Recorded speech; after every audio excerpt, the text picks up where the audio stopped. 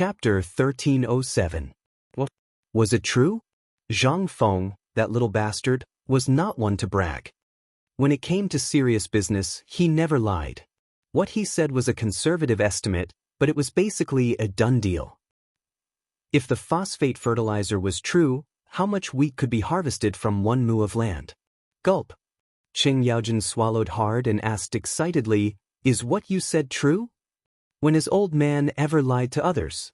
If this old man's guess is correct, His Majesty should already know by now.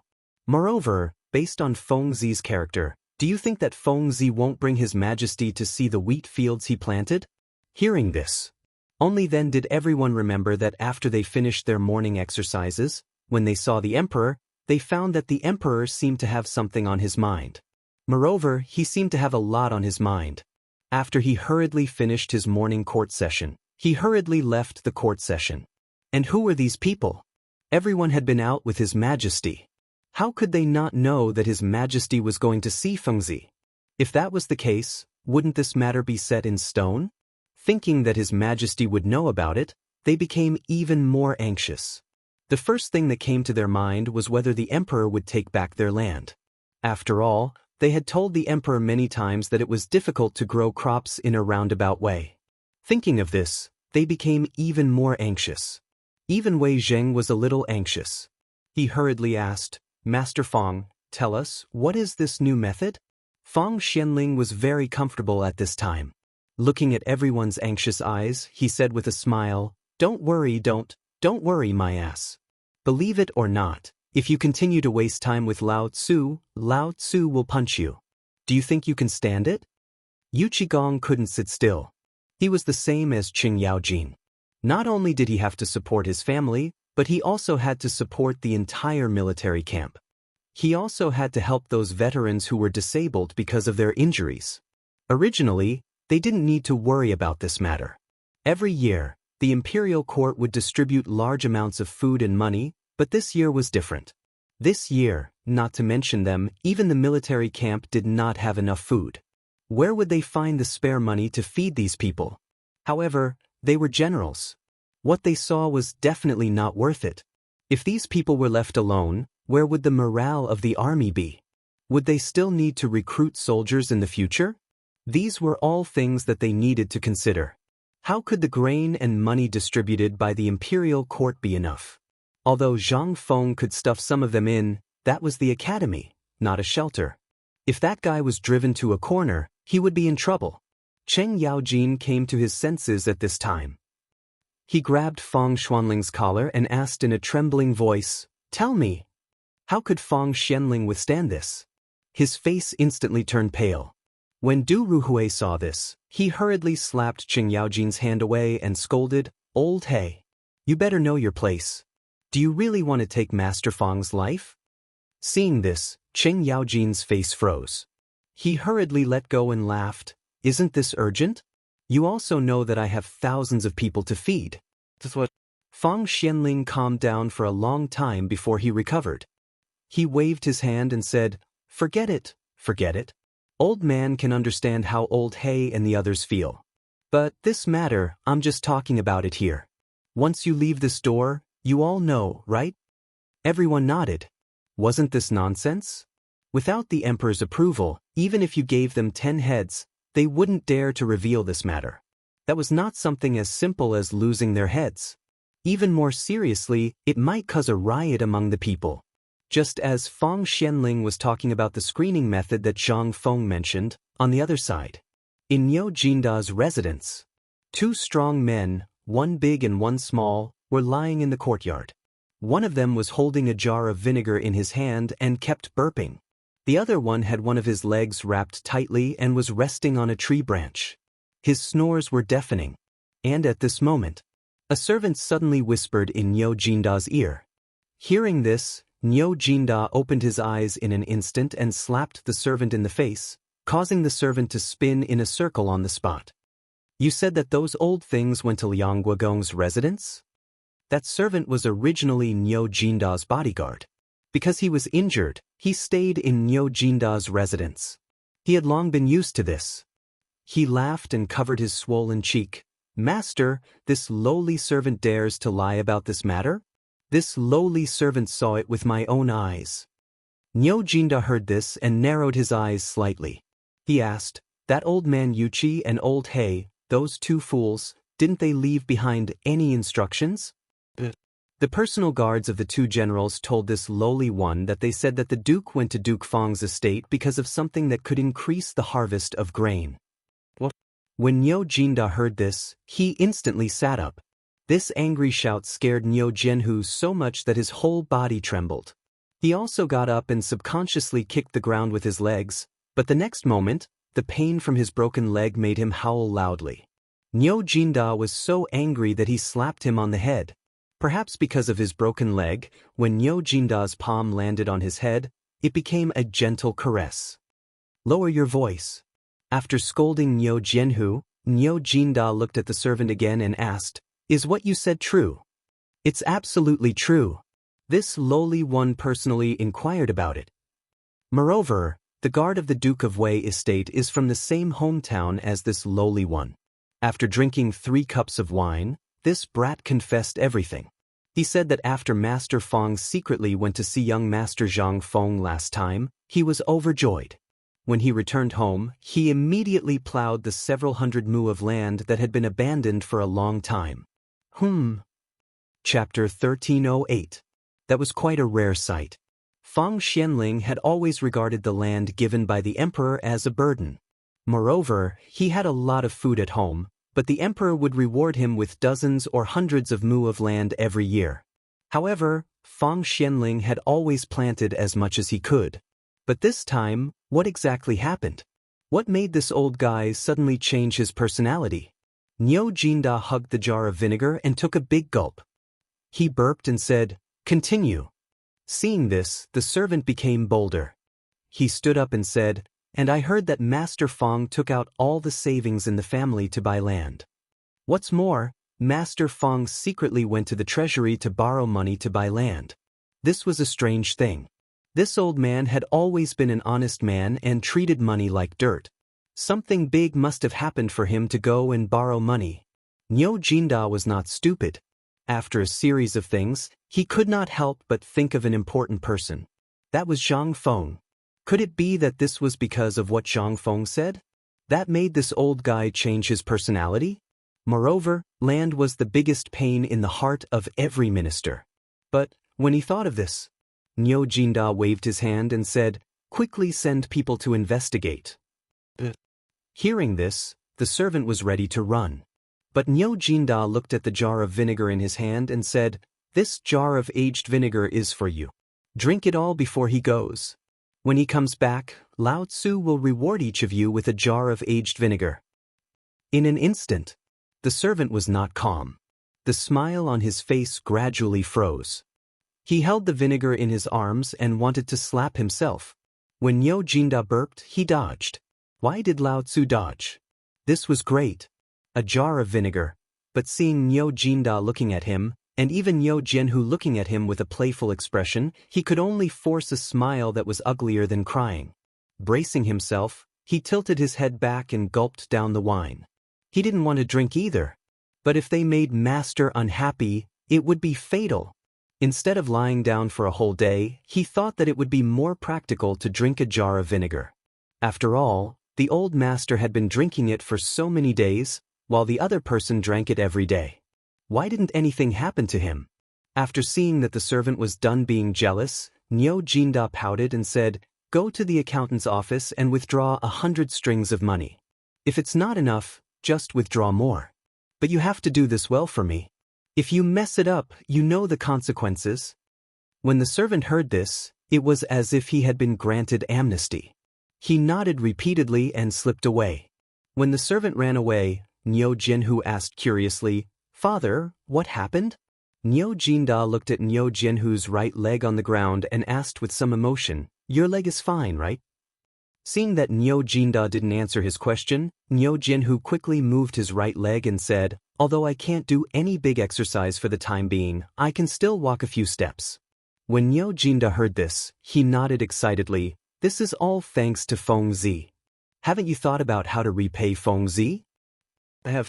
Niu Jianhu's eyes instantly turned red and said, "After I retire, I will never leave Feng Zi's side. I will only be loyal to Feng Zi for the rest of my life." But Niu Jinda gave Niu Jianhu a slap on the head and said, "Don't tell me you want to follow that bastard Feng Zi's surname? Repayment is guaranteed, but under the fate of our military family, there can only be one loyal minister. That is the emperor." This was their mission and also their destiny. Although they now had great power, there were many lessons learned from the mistakes of others. There were also many eyes watching them from behind. He was grateful to Zhang Feng for saving his life, and he would not hesitate to go through water and tread on fire. However, loyalty would only be shown to the emperor. Even if he wanted to say it, he could only say it in his heart. Niu Jianhu obviously hadn't thought so far ahead. After all, he was only 19 years old. However, Niu Jinda was somewhat gratified. After all, his son didn't disgrace him. He was a man who valued friendship and righteousness. Alright, there are some things that you can just say in your heart. At most, you still have to put it into action. Zhang Feng is so cunning that he won't take a fancy to you. However, your leg is fine now. Don't you want to go and thank Feng Zi? After hearing this, Niu Jianhu finally understood. He hurriedly picked up the bamboo stick on the ground and was about to go out. However, he was stopped by Niu Jinda and scolded, "You're going just like that? Where are you going?" Niu Jianhu was stunned. "Didn't you say that Feng Zi is on the mountain? Moreover, I'm so bored at home. I've long wanted to go back to the mountain." Niu Jinda heard this and sighed, "You silly boy, what gift do you think you're going to bring?" Niu Jianhu was in a dilemma. It was too vulgar to give money. Besides, would Feng Zi lack money? What should he give? Suddenly, Niu Jian and Hui turned their heads and stared straight at the statue of Guan Yu in the living room of their home. Their eyes shone brightly. Niu Jinda's eyelids twitched. However, in the end, Niu Jinda also sighed and smiled. "Forget it, this painting will be Feng Zi's. Let's go. Let's go to his residence to eat and drink." Chapter 1309. Niu Jinda looked reckless on the outside. Moreover, he appeared to be rash and reckless outside, but he was not like that. The real Niu Jinda was exceptionally shrewd and calculating. Otherwise, how could he become a general at the age of 35? Wasn't that nonsense? At this time, it was obvious that Feng Xianling and the other old men were on guard. If they went up the mountain now, they would definitely bump into the emperor. And most importantly, even if they went up the mountain, would Feng Zi tell him so honestly? Now, it was impossible to go to Feng Xuanling's mansion. Where else could it be? Of course, it was Zhang Feng's mansion. There were some things that Zhang Feng naturally would not tell others. For example, how many times did Zhang Feng, the bastard, say that there was no wine, but what happened later? This guy always made wine in the tavern. What did this mean? Everyone was the same. Good things should always be prepared at home. The more Niu Jinda thought about it, the more he felt it was possible. After all, Zhang Feng had a criminal record. Niu Jinda's mansion, although not in the residence of the 16th prince, was not far from it. And most importantly, Zhang Feng's mansion originally belonged to the retired emperor. All the traffic, safety, scenery, and so on were the best in the whole area. After coming out of Xining Square, they turned a corner and went straight to Zhang Feng's mansion. At this time, Jia Daoren was gone at the gate of Zhang Feng's mansion, but the rest of the people were staring at everyone passing by the gate like knives. They seemed to be on guard against something. When Niu Jinda's sedan appeared in the vision of the servants, the soldiers who were patrolling all surrounded the gate of Zhang Feng's mansion. After all, they used to be soldiers, so they could see that Niu Jinda's sedan was coming for the mansion. When Niu Jinda's sedan landed, the housekeeper, Du Ziting, had already appeared at the gate. The moment he saw Niu Jinda, Du Ziting's eyelids twitched, and he grinned and laughed. "Old Master Niu is here? Sorry for not going out to meet you. Sorry for not coming out to meet you." Niu Jinda waved his hand and glanced at the servants who were trembling all over. He then cupped his fists and said, "It's fine. I wonder if Feng Zi is in the residence." Du Ziting naturally didn't notice the strange behavior of the servants behind her. She sighed and said, "Master Niu, please come inside." Come in and sit down. Let's talk. Nyo Jinda laughed and said, Good, good, good. While speaking, he walked side by side with Du Ziding. However, after Du Ziding saw Nyo Jianhu, her eyes couldn't help but pop out as she exclaimed, Young noble Nyo's legs are healed? Nyo Jinda glanced at Nyo Jianhu, who was trembling on crutches, and said, He hasn't recovered yet. He can only walk a few steps. However, this kid couldn't sit still and insisted on coming to see Feng Zi, wanting to thank Feng Zi in person. Otherwise, he wouldn't be able to eat or sleep early. I had no choice but to bring him to pay Feng Zi a visit. It just so happens that I also wanted to thank Feng Zi. Ayaya. Master Nyo, you've come at the wrong time. Nyo Jinda pretended to be surprised and said, What's wrong? After Du Ziding welcomed Nyo Jinda and his son into the yard, she said, My master didn't come back at all yesterday. He went directly from Chang and University to White Deer College. Even yesterday morning, second madam was picked up by someone sent by Mr. Bosher to the mountain. I see. Nyo Jinda pretended to sigh. However, he was already overjoyed in his heart. Wasn't it better if they weren't here? However, he still had to put on a show. He slapped his thigh and said, Let's go to the academy. Son, let's go. Nyo Jianhu didn't cower. He glanced at Nyo Jinda's face and suddenly said, Father, my legs hurt again. What's? Nyo Jinda was shocked. He hurriedly squatted down to hold Nyo Jianhu's legs and asked, Come on, carry the young master to the carriage. Du Ziding was also shocked. Old Nyo and his son were the old master's brothers. If the old master heard about this, wouldn't he offend someone? At the thought of this, Du Ziding hurriedly said, Master Nyo, don't be impatient. Come on, quickly carry young Master Nyo to the guest room in the mansion to rest. Master Nyo, don't be anxious. How can I not be anxious? My son studied the books of the saints. He naturally has to learn to be grateful. At this time, he must go up the mountain personally to thank his teacher. When Nyo Jinda heard this, he started to talk noisily. As he spoke, Du Ziding's forehead was covered in cold sweat. Master Nyo, this is also the old master's mansion. Moreover, you and the old master are brothers. Why don't you wait for the young master to rest for a while before going up the mountain? If the young master's legs are injured again, this old man can't bear the blame. Just take it as giving this old man some face. How about it? Seeing this, Nyo Jinda sighed and pretended to be struggling in his heart. He said, All right then. Since you've said so, if I don't show you kindness, then I really can't come again. When Du Ziding heard this, she beamed and said, Then, please take a seat in the living room, Master Nyo. Come on, quickly prepare the best wine and dishes. Chapter 13:10. Nyo Jinda was so happy. At the table, Zhang Tai told Du Ziding about how he looked for phosphate ores, what he heard from Feng Zi and Long Yudao, and what he heard about the war in the outer space. He even made Du Ziding, who was still in a daze, fall to the ground. This time, Nyo Jinda looked at the butler who was snoring on the table and said, Brother Du. Old Du? Du Ziding? Seeing that Du Ziding was really drunk, Nyo Jinda then shouted, Someone. The maid who had been waiting at the door hurried in. Seeing the butler like this, she was also flustered. Nyo Jinda said, Quickly carry your butler away. He's drunk. Oh. A few little maids hurriedly carried the butler out of the living room. In an instant, a few servants seemed to want to show off in front of the woman and hurried forward to help. In an instant, the entire front yard of the mansion was in a mess. Seeing this, Nyo Jinda lit a cigarette and sat for a while before slowly getting up. But when he walked out of the door, he found that there was still a manservant guarding the door. After seeing Nyo Jinda, the manservant bowed respectfully, Master Nyo. Oh, I'm drunk. I'm going to sit in the garden.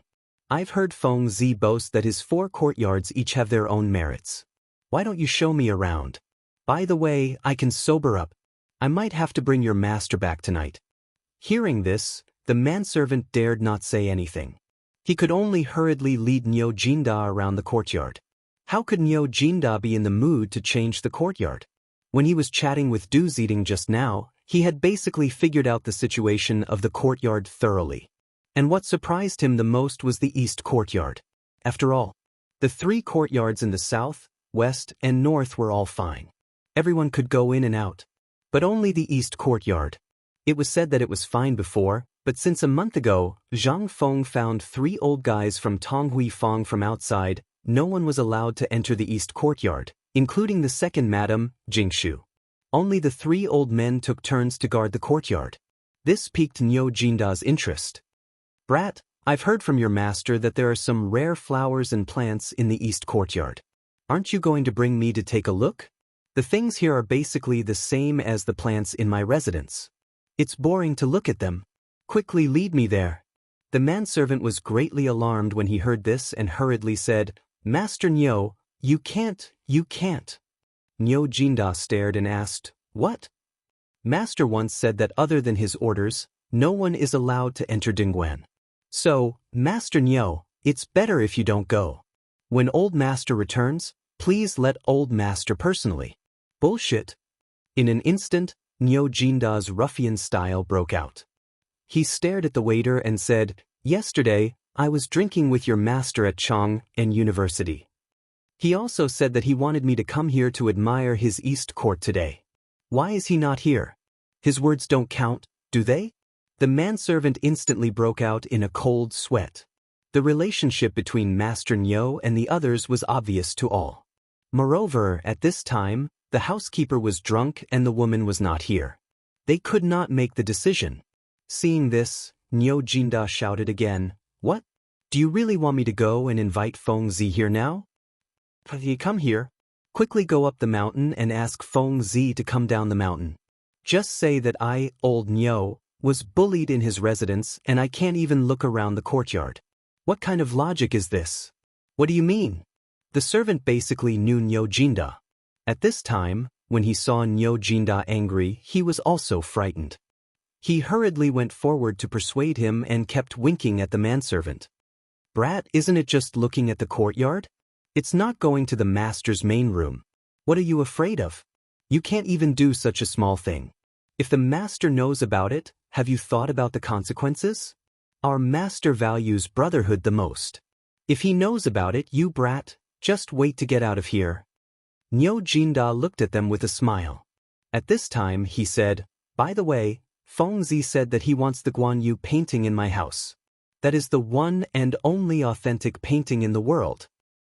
Back then, I was reluctant to sell it even if someone offered 10,000 gold. This time, Feng Zi cured my father and I, so I took it and prepared to give it to Feng Zi as a thank you gift. Alas. But you have disappointed me too much. Forget it, I'm leaving." Guan Yu painting? The manservant did not know, but the old soldiers and servants all knew. Back then, this thing was bestowed by the emperor. It was spread out from the palace of the previous dynasty. Even if it was not authentic, what was it? This was something bestowed by the emperor.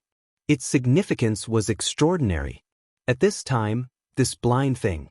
This was simply, Master was the most affectionate and righteous. This was known by everyone. Wasn't this Guan Yu painting a good match for Master?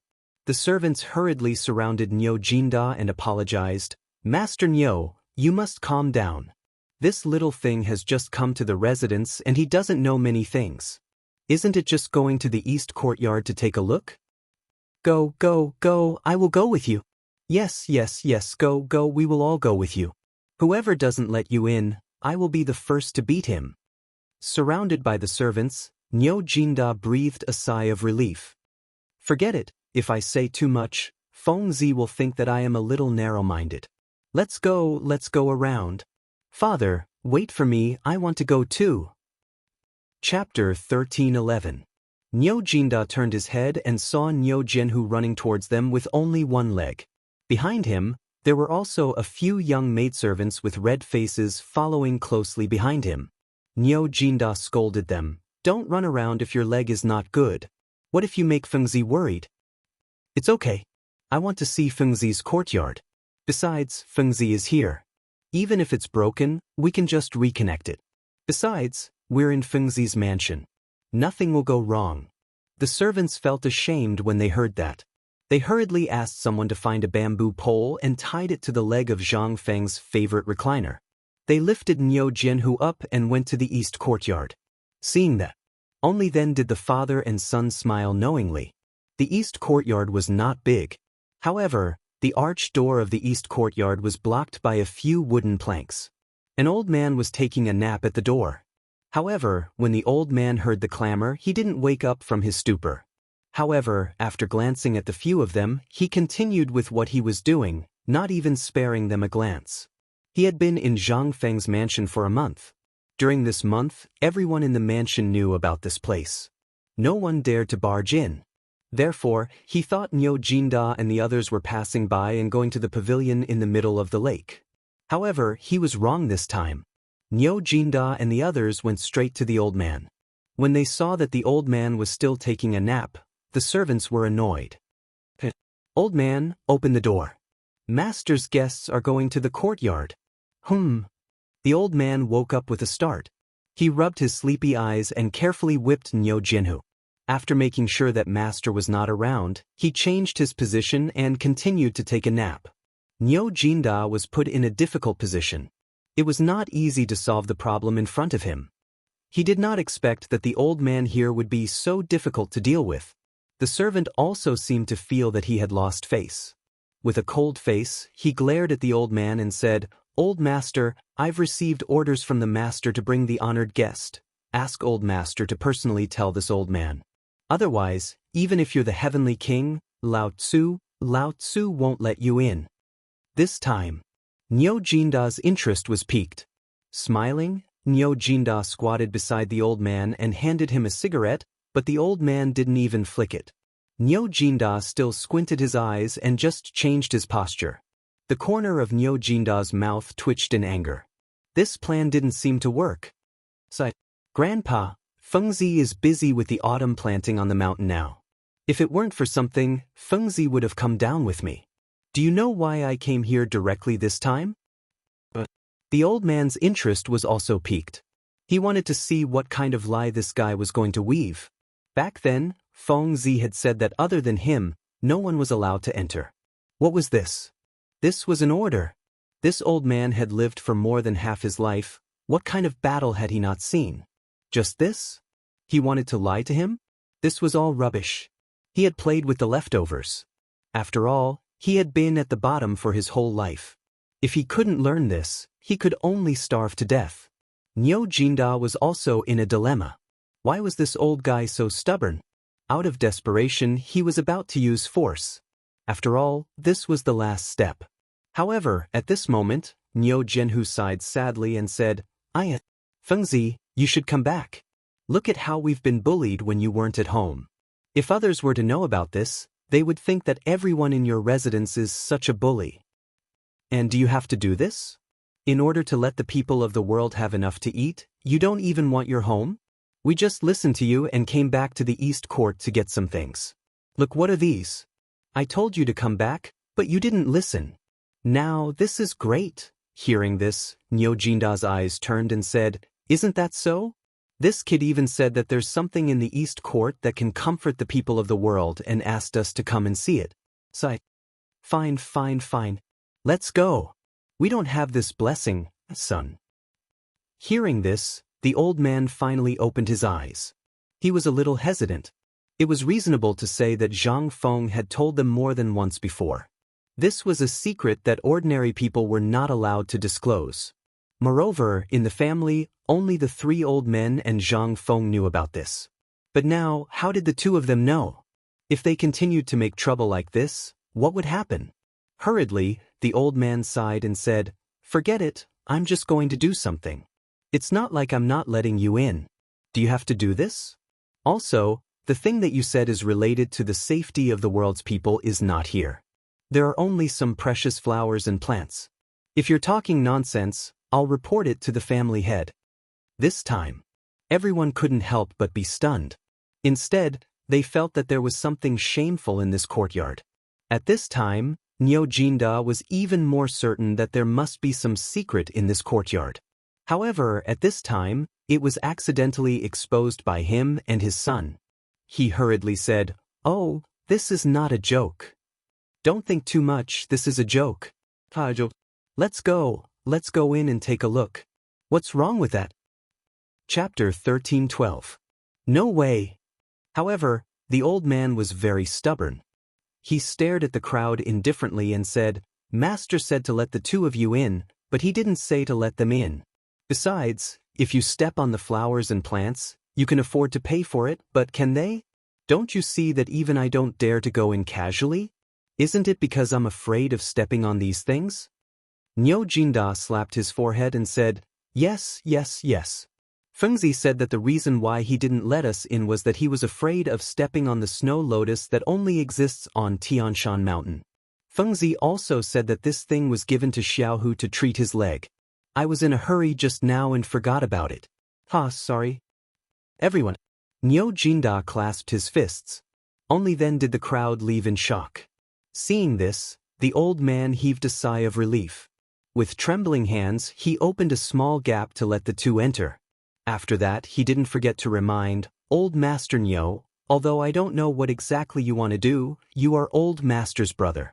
I hope that you can keep this secret. If outsiders were to know, Old Master would instantly become the target of public criticism.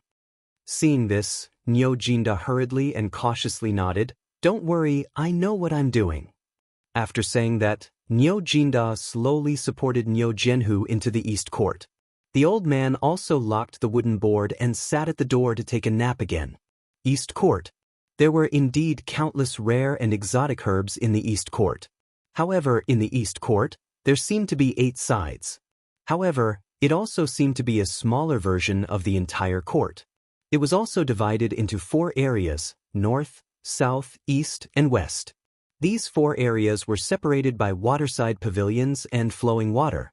The entire East Court looked more elegant. However, in the depths of the East Court, there was smoke rising from time to time. This made Nyo Jinda and Nyo Jianhu look at each other and quicken their steps. Previously, they had only vaguely guessed. However, after talking nonsense just now, they did not expect this old man to be really afraid.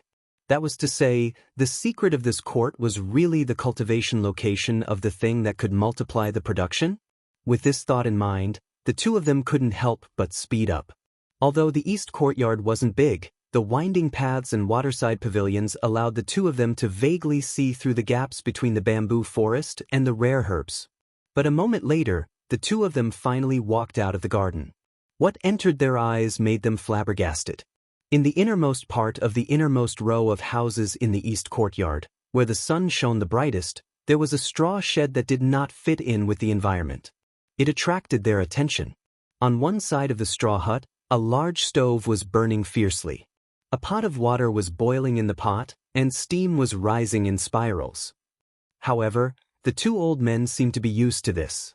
Instead, they were squatting in the corner, smoking and chatting.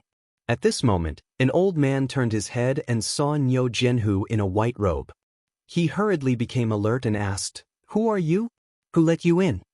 As they spoke, the 2 old men hurriedly picked up the grass on the ground and desperately tried to cover something behind them. The sharp-eyed Nyo Jinda instantly noticed the wooden trough behind them, as well as something he had never seen before. It was as tall as a chopstick. Nyo Jinda was secretly shocked. This wasn't wheat. What was this? But this wasn't the time to think about this. He smiled and said, Don't worry, we are Feng Zi's brothers. This time, we came on Feng Zi's instructions. We didn't come for any other purpose. We just came to see that thing. Nyo Jinda pointed to the thing behind them. The 2 old men looked at each other and hurriedly said, What is it? There's nothing here except flowers and plants. You can go. Phosphate fertilizer. Feng Zi is not free. He asked me and my father to see the phosphate fertilizer so that we can go back and tell him about it. Nyo Jianhu's voice made the 2 of them let down their guard. Regarding the phosphate fertilizer, apart from the dean and a few people from Chang and University, no one knew about it. But these 2 guys, why did they look so unfamiliar? One of the old men in yellow asked, You said you are the brothers of the head of your family, but why haven't we seen you before? Nyo Jinda heard this and laughed. Old man, you might as well go back and ask the servants in the courtyard. Alright, you can go and ask now. We won't move. Let's talk about it after you figure out our identity. This time, the two old men still didn't let down their guard. The old man in yellow whispered a few words in the ear of the other old man, and then hurriedly ran out. After a while, he came in with a frown. When he walked to Nyo Jinda and Nyo Jianhu's side and saw Nyo Jianhu's leg, he said in surprise, "Are you the guy who came back after the dean used the blood-snatching life-exchanging technique?" Nyo Jianhu heard this and pointed to his right leg, saying, "Thanks to Feng Zi. Otherwise, I would have gone to hell by now." After confirming their identity, the old man in yellow breathed a sigh of relief and said, "So it's you. Let's go. Master is really too much. He personally said that except for him, no one is allowed to come here. Why did he go back on his words?" Chapter 13:13. At this moment, he was no longer on guard. Nyo Jinda returned to his normal self. He chatted with the two old men and smoked. He didn't mention that matter at all. After seeing that the two old men were almost fooled, Nyo Jinda looked curiously at the thing covered by the thatch and asked, "Old man, what is this?" "Oh, this." One of the old men was about to say something, but he was bumped by the yellow-clothed old man, and his voice was cut off. This made Nyo Jinda a little disappointed. But at this moment, the yellow-clothed old man said, "This is something that the old master got from a merchant in the western region. The old master didn't say what it was. He just asked us to take care of it carefully. It's been a month, and this thing has only grown to this extent." While speaking, the yellow-clothed old man carefully lifted a potato sprout. Nyo Jinda and Nyo Jianhu immediately surrounded him. After looking around, they really couldn't find what this thing was. Anyway, this thing was definitely not food. They couldn't help but feel a little disappointed. But he inadvertently saw a little white thing on the wooden trough. Nyo Jinda asked, "This thing, has it always been phosphate fertilizer?" The yellow-clothed old man nodded and then shook his head. "No, this phosphate fertilizer was made by the old master a few days ago. It was only used a few days ago." "Then may I ask, old man, is this thing a medicinal herb?" The potato sprout was green and had a dark green color. However, his strange appearance was somewhat similar to those of those exotic plants and medicinal materials. As for food, forget it. They were also experienced and knowledgeable people. When had they ever seen such food? They were a little disappointed. The yellow-clothed old man took advantage of the situation and said, "Yes, I heard that this thing seems to be a kind of medicinal herb, but the old master didn't say what it is. When we picked the yellow leaf before, we tasted it. It didn't have much taste. It was sour, and numb." Nyo Jinda was surprised when he heard that. Seeing that, the old man carefully squatted in front of the exposed potato sprout and looked at it again and again. Finally, he picked a slightly yellow leaf at the bottom and handed it to Nyo Jinda, saying, "You don't believe me? Have a taste." Nyo Jinda really didn't believe it. He took the potato leaf and tasted it. It was really a little numb, and there was a bitter taste. What kind of food was this? This was clearly a medicinal ingredient, all right? Nyo Jinda couldn't help but feel a little disappointed. He also wanted to leave. After all this time, what kind of secret did this kid have? This trip could be considered a waste. When the time comes, if that brat knew, he would fly into a rage and dig a hole in his nose. But what else could he do? Nyo Jinda, who was once again disinterested, chatted with the two old men for a while before he got up and left. After Nyo Jinda and the other man left, the two old men heaved a deep sigh of relief. After looking at each other, the yellow-clothed old man hurriedly said, "I keep feeling that something is wrong with this matter. You keep an eye on it. I will immediately go up the mountain to ask about the situation." "All right, go and come back quickly. I'm afraid that I won't be able to deal with those two if they come back later." Just now, the old man had almost told them about the potatoes. If the yellow-clothed old man hadn't reacted quickly enough, he would have died. But this thing was also very strange to them. Zhang Feng said that this thing was food. But this thing didn't look like food at all. If you said that it was a medicinal ingredient, it looked a little like it. It was delicate and would break with a touch. It was very difficult for them to figure out what the use of this thing was. After all, food was nothing more than growing on the ears or on the waist of this thing. But what about this thing? Not to mention the fruit, it was even difficult to make it grow upright. Where was the fruit? This was what puzzled them the most. Just now, the yellow-clothed old man was not wrong. Therefore, the yellow-clothed old man tore off a piece of potato leaf and let the old bull taste it. This leaf was still in Nyo Jinda's hand at this time. He also couldn't figure out what this thing was. If he said that the two old men were lying, it was not to the extent that he had seen many Zhuang family, whether it was in the Tang dynasty or in the extraterritorial region. But there was really nothing that was exactly the same as this thing. Most importantly, this thing didn't look like food at all. Could it be that we made a mistake? Nyo Jinda sighed and looked at Nyo Jianhu. Nyo Jianhu glanced at the big leaf in Nyo Jinda's hand and said, "Why don't we go to Lord Feng's mansion now?" Nyo Jinda shook his head and said, "Now is not the time. We can go to Old Hei's mansion in the evening and ask. If we go rashly now, do you think that group of old guys will say anything? Then what should we do?" Nyo Jianhu was also in a dilemma. Nyo Jinda stopped and looked at the gurgling water. Suddenly he smiled and said, "It's okay. You go back to the mansion now and plow all the fields in the mansion that can be cultivated. Also, take out all the savings in the family and buy land for me. If it's still not enough, go and borrow some for me." Nyo Jinda stared at the flowing water with shining eyes and said excitedly, "I have a feeling that something big is going to happen this time. The more fields we have, the better." Chapter 13-14. In Duke Liang's mansion. At this time, several people began to tremble violently. It was as if they were drunk and had a headache. This was because they were so excited.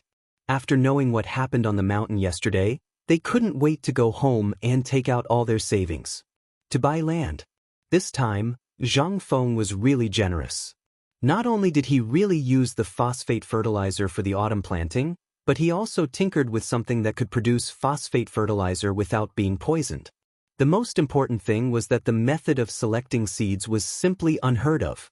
If this thing was really as Zhang Feng described, then with the phosphate fertilizer, the yield per mu could reach 1,000 caddies. What was the difference between that and playing? This was not the point.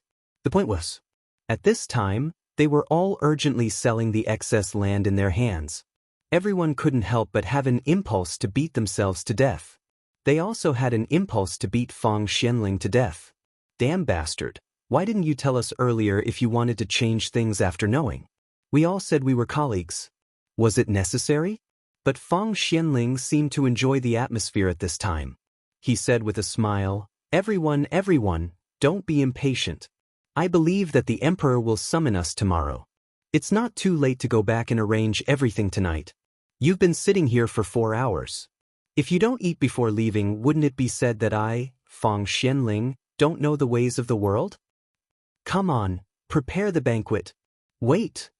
Zhang Sun Wuji was the first one who couldn't sit still. After all, he had the most land here.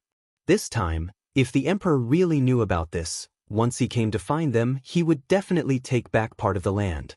After all, he had complained about this to Empress Zhongzhen yesterday. What if the Empress had really said something to the Emperor last night? Then now, how could he sit still when he thought of this? Feng Xianling and the others naturally knew about this. They smiled and said, "This is easy. Someone, quickly bring me a brush and ink." "Brother Zhangsun, why don't you write a letter and send it home first? Isn't it the same?" Zhang Sun Wuji thought about it and agreed. He sat down with a clear conscience. When everyone saw this, they picked up their brushes and ink and sent a letter back to their families. Just as everyone was preparing for the banquet, there was a sudden commotion at the entrance of the Duke Liang's mansion. A moment later, Feng Xuanling's servant hurried into the living room. Feng Xianling frowned slightly. "Didn't I tell you? I have important matters to discuss with the dukes. Can I not disturb you? Master, His Majesty? His Majesty is here." "What?" Hearing this, everyone stood up in unison. He looked at the servant in shock. When Feng Xianling heard this, he asked in disbelief, "Are you telling the truth?" "Yes." "Now little Gizi's father-in-law is at the door." He said it himself. This time, everyone couldn't help but change their expressions. "What should we do?" The few of them couldn't help but wonder why the Emperor came here at this time. However, there was no need to think about it. It must be because of this matter. They didn't dare to delay. They hurried out of the living room and went to the yard to meet the emperor. When they arrived, Li Shimin, who was wearing a purple robe and waving a folding fan, had already entered the mansion. When they saw this, they hurriedly bowed. Li Shimin said lightly, "That's enough. You don't have to do that outside. Let's go in and talk." After that, Li Shimin went straight to the living room. As soon as he entered the living room, Li Shimin couldn't help frowning slightly. He asked, looking at the smoke and dust in the room, "You seem to have been here for a long time?" As he spoke, Li Shimin took out a white object from his bosom under the astonished gazes of several people, and hung it on his mouth and ear. They had seen and heard of this thing. This thing was called a mask. It was made by Feng Zi. It was also because of this thing that the extraction of phosphate fertilizer was faster. It wouldn't poison people. Li Shimin looked at everyone. After sitting down, he waved his hand and said, "Sit down." After they sat down, Li Shimin looked at the cigarette butts all over the floor. He originally wanted to smoke, but after thinking about it, he didn't. He asked, "I think you all should know what happened on the mountain, right?" They didn't know what to say. They just giggled. How could Li Shimin not know? He just sighed and said, "Originally, I wanted to reduce your burden when I came back this time. Last night, the Empress told me that you were under too much pressure and asked me to reduce your burden." Zhang Sun Wuji's face froze. He didn't dare to speak.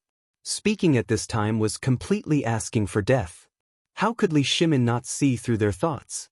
There were no fools here. The moment Li Shimin saw them, he understood a lot. At this time, when he saw their expressions, how could he not know that they knew everything? Alas! Forget it, forget it. Let's talk about this matter. Minister Feng, what do you think of this matter? Also, I heard from Feng Zi that you went to the field outside the city to eat soil with him. Is this true? Chapter 13-15. It was inevitable that Feng Xianling would be embarrassed to talk about this at this time, but Li Shimin did it on purpose. He was a little angry about it. After all, such a big thing had to be hidden from him. How many things did he not know? Moreover, he had bumped into him today, causing his wishful thinking to fall through. How could he not vent his anger? Feng Xianling and the others were very clear about it. At this time, hearing the emperor's question, he had to say, "Your Majesty, I was going to report it to your Majesty. But on the one hand, the ceremony is coming soon, and Feng Zi is just talking about it. So, I didn't take it seriously. I thought that after everything was clear, I would report it to your Majesty. We have come here precisely to discuss this matter. After all, this matter concerns the fate of my great Tang, and any mishap would be a disaster for the people of the realm. After all, although I heard my son speak of this matter last night, it is simply too absurd. Thus, this old subject has come today to ask my lords about it. But I didn't know that you didn't return to your mansion last night because of other things." Feng Xianling also cried out in grievance. What else could Li Shimin do? He could only twitch his mouth. "Well, it's true. When I was on the mountain today, I saw Feng Zi do it myself. But at this time, the food is not enough. If we really do the seed selection at this time, the people will inevitably have a shortage of seeds. You all know the situation of my treasury. So, my dear ministers, I'll leave this matter to you." What could they say? They couldn't say anything. As long as the emperor didn't take back their fields, this was the lightest punishment. Li Shimin asked at this time, "Minister Feng, I want to ask you. Feng Zi said that the soil was sour. Tell me, is what Feng Zi said true?" Feng Xianling nodded. He recounted his conversation with Zhang Feng that day, the difference between the two soils after tasting them, and the new type of irrigation that Zhang Feng had mentioned. If Feng Xianling continued to hide the truth, then he would be the one who didn't know how to appreciate favors. After all, at this time, the emperor did not pursue the matter. He just wanted to ask about the situation that day. Who knew what that brat Zhang Feng said to the emperor on the mountain? After Feng Xianling finished speaking, everyone was stunned. Photosynthesis, irrigation in water, pesticides, and so on. These were all like heavenly books, leaving everyone dumbfounded. Only Li Shimin, who had a rough understanding of the situation, felt that it was very interesting. However, Although Li Shimin still looked normal on the surface, his heart had long been set off a monstrous wave. What is this? This was the mountain river map that Feng Zi had drawn for him. At first, when Zhang Feng said it on the mountain, although he felt it was a little unbelievable, he still didn't dare to believe it. But now, at this time, combined with what Fang Xianling and Fang Yai had seen and heard, Li Shimin couldn't help but believe it. Dear ministers, today Feng Zi said that as long as we have a bumper harvest this autumn, the Tang dynasty will basically never enter an era of famine again. Do you believe it? Several people were silent. They didn't dare to make a decision easily. After all, this matter was too big. Li Shimin waited for a while. Seeing that no one spoke, he lit a cigarette. His hands trembled, and he didn't mind the smoke in the room. He slowly and fiercely smoked the cigarette. Today, when I heard for the first time that the grain that was originally 5 dan per mu could be increased to 10 dan per mu, I really wanted to. After all, you have seen that after years of war, not to mention the people, even the national treasury is empty at this time. Empty? Why do you think I want to go up the mountain every day? Do you know how long I sleep every day? Less than 3 hours. Every night, I would dream of thousands of wronged souls grabbing me and asking for a bite of food. I also dreamed that my brothers who had died in the war were questioning me why I didn't let their families have enough to eat.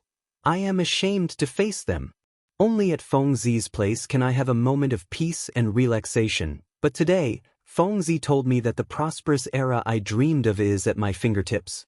At this time, I am very doubtful whether this is a dream or real. Li Shimin spoke very calmly. However, everyone lowered their heads in shame. Even Yu Qigong and Cheng Yaojin's shoulders were trembling slightly. But they still didn't dare to speak. After all, they had dreamed of what the emperor dreamed of. Li Shimin sighed again, looked at Wei Zheng and said, "Prime Minister Wei, can you wake me up again? Tell me, is this true?" Wei Zheng also choked. He knelt on the ground excitedly and cried, "Your Majesty, all of this is true. This is true, not a dream. The good days of the Tang dynasty are coming." Chapter 13:16. Silence. A deathly silence. It was so quiet that a pin drop could be heard in the spacious living room. Everyone was waiting and pondering. But no one spoke. The sun was setting in the west, and they sat there until it was time for the lamp to be turned off. Li Shimin came back to his senses. Looking at the moonlight that lit up the whole hall, he said slowly, "What's wrong? This is a good thing. Why do you all look so sad? I'm hungry. Prepare the food." His words were like an amnesty for everyone, and they all heaved a sigh of relief. And Fang Xianling hurriedly shouted, "Come on, prepare it quickly. Forget it. I want to eat a bowl of noodles, a bowl of sour soup noodles." So, at this time, everyone wanted to vomit when they heard this word. But the emperor was here, and because of the darkness, Li Shimin didn't notice the strange expressions on everyone's faces. After a while, the lamp in the living room was finally lit. At the same time, a bowl of noodles with a strong sour smell was served. Li Shimin looked at the noodles and waved his hand. "Come on, let's eat. This is good food." Back then, While Li Shimin was recalling the good things of the past, on the other side, Niu Jinda and Niu Jianhu also quietly appeared at the gate of Fang Xuanling's mansion. Originally, Niu Jinda wanted to let Niu Jianhu go back, but this guy quickly went back to deal with the matter and then turned back. Niu Jinda had no choice. After all, they were already here. He had to take him with him and show off by the way. And also at this time, Xiao Gizi whispered in Li Shimin's ear, "Your Majesty, General Niu is here." Li Shimin was stunned. Sure enough, he just remembered that Niu Jinda didn't seem to come this time. He asked in surprise, "Isn't Niu Jinda recuperating? What is he doing here?" When he asked this question, they couldn't help but be shocked. This old thing came this time. Could it be that he had also heard some rumors? Everyone's guesses were actually quite unreasonable. After all, the guards on the mountain were all veterans under him and Yu Qigong. Li Shimin also found it interesting and asked, "You're saying that Niu Jianhu is here too?" Little Gizi nodded in disbelief and said, "Your Majesty, yes, and I walked over." At this moment, everyone in the hall was dumbfounded. They all knew about the matter of a cow breaking a tiger's leg. But how long had it been? Half a month? He could walk now? Even if a godly doctor had descended to the mortal world, he wouldn't be able to do that, right? Li Shimin's interest was also piqued. He asked, "Are you sure he walked over like a normal person?" Xiao Gizi replied, "Your Majesty, that's not the case. He uses crutches, but his movements are no different from ordinary people. If this servant didn't know that his leg was broken, this servant wouldn't believe it either." "Quick, let them in." Li Shimin didn't care what they were here for. Anyway, they were here for this matter. After a while, Li Shimin and the others saw Niu Jianhu and Niu Jinda appear at the door of the hall with crutches one after another. "Niu Jinda and Niu Jianhu pay their respects to your Majesty." "Rise, Jinhu. Come forward quickly and let me see your leg." Li Shimin was completely attracted by Niu Jianhu's leg at this moment. How could he remember anything else?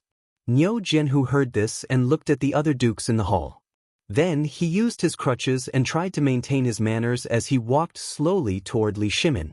Although he had tried to maintain his manners, he looked extremely awkward at this moment. However, this didn't matter because everyone's eyes were fixed on Niu Jianhu's leg at this moment.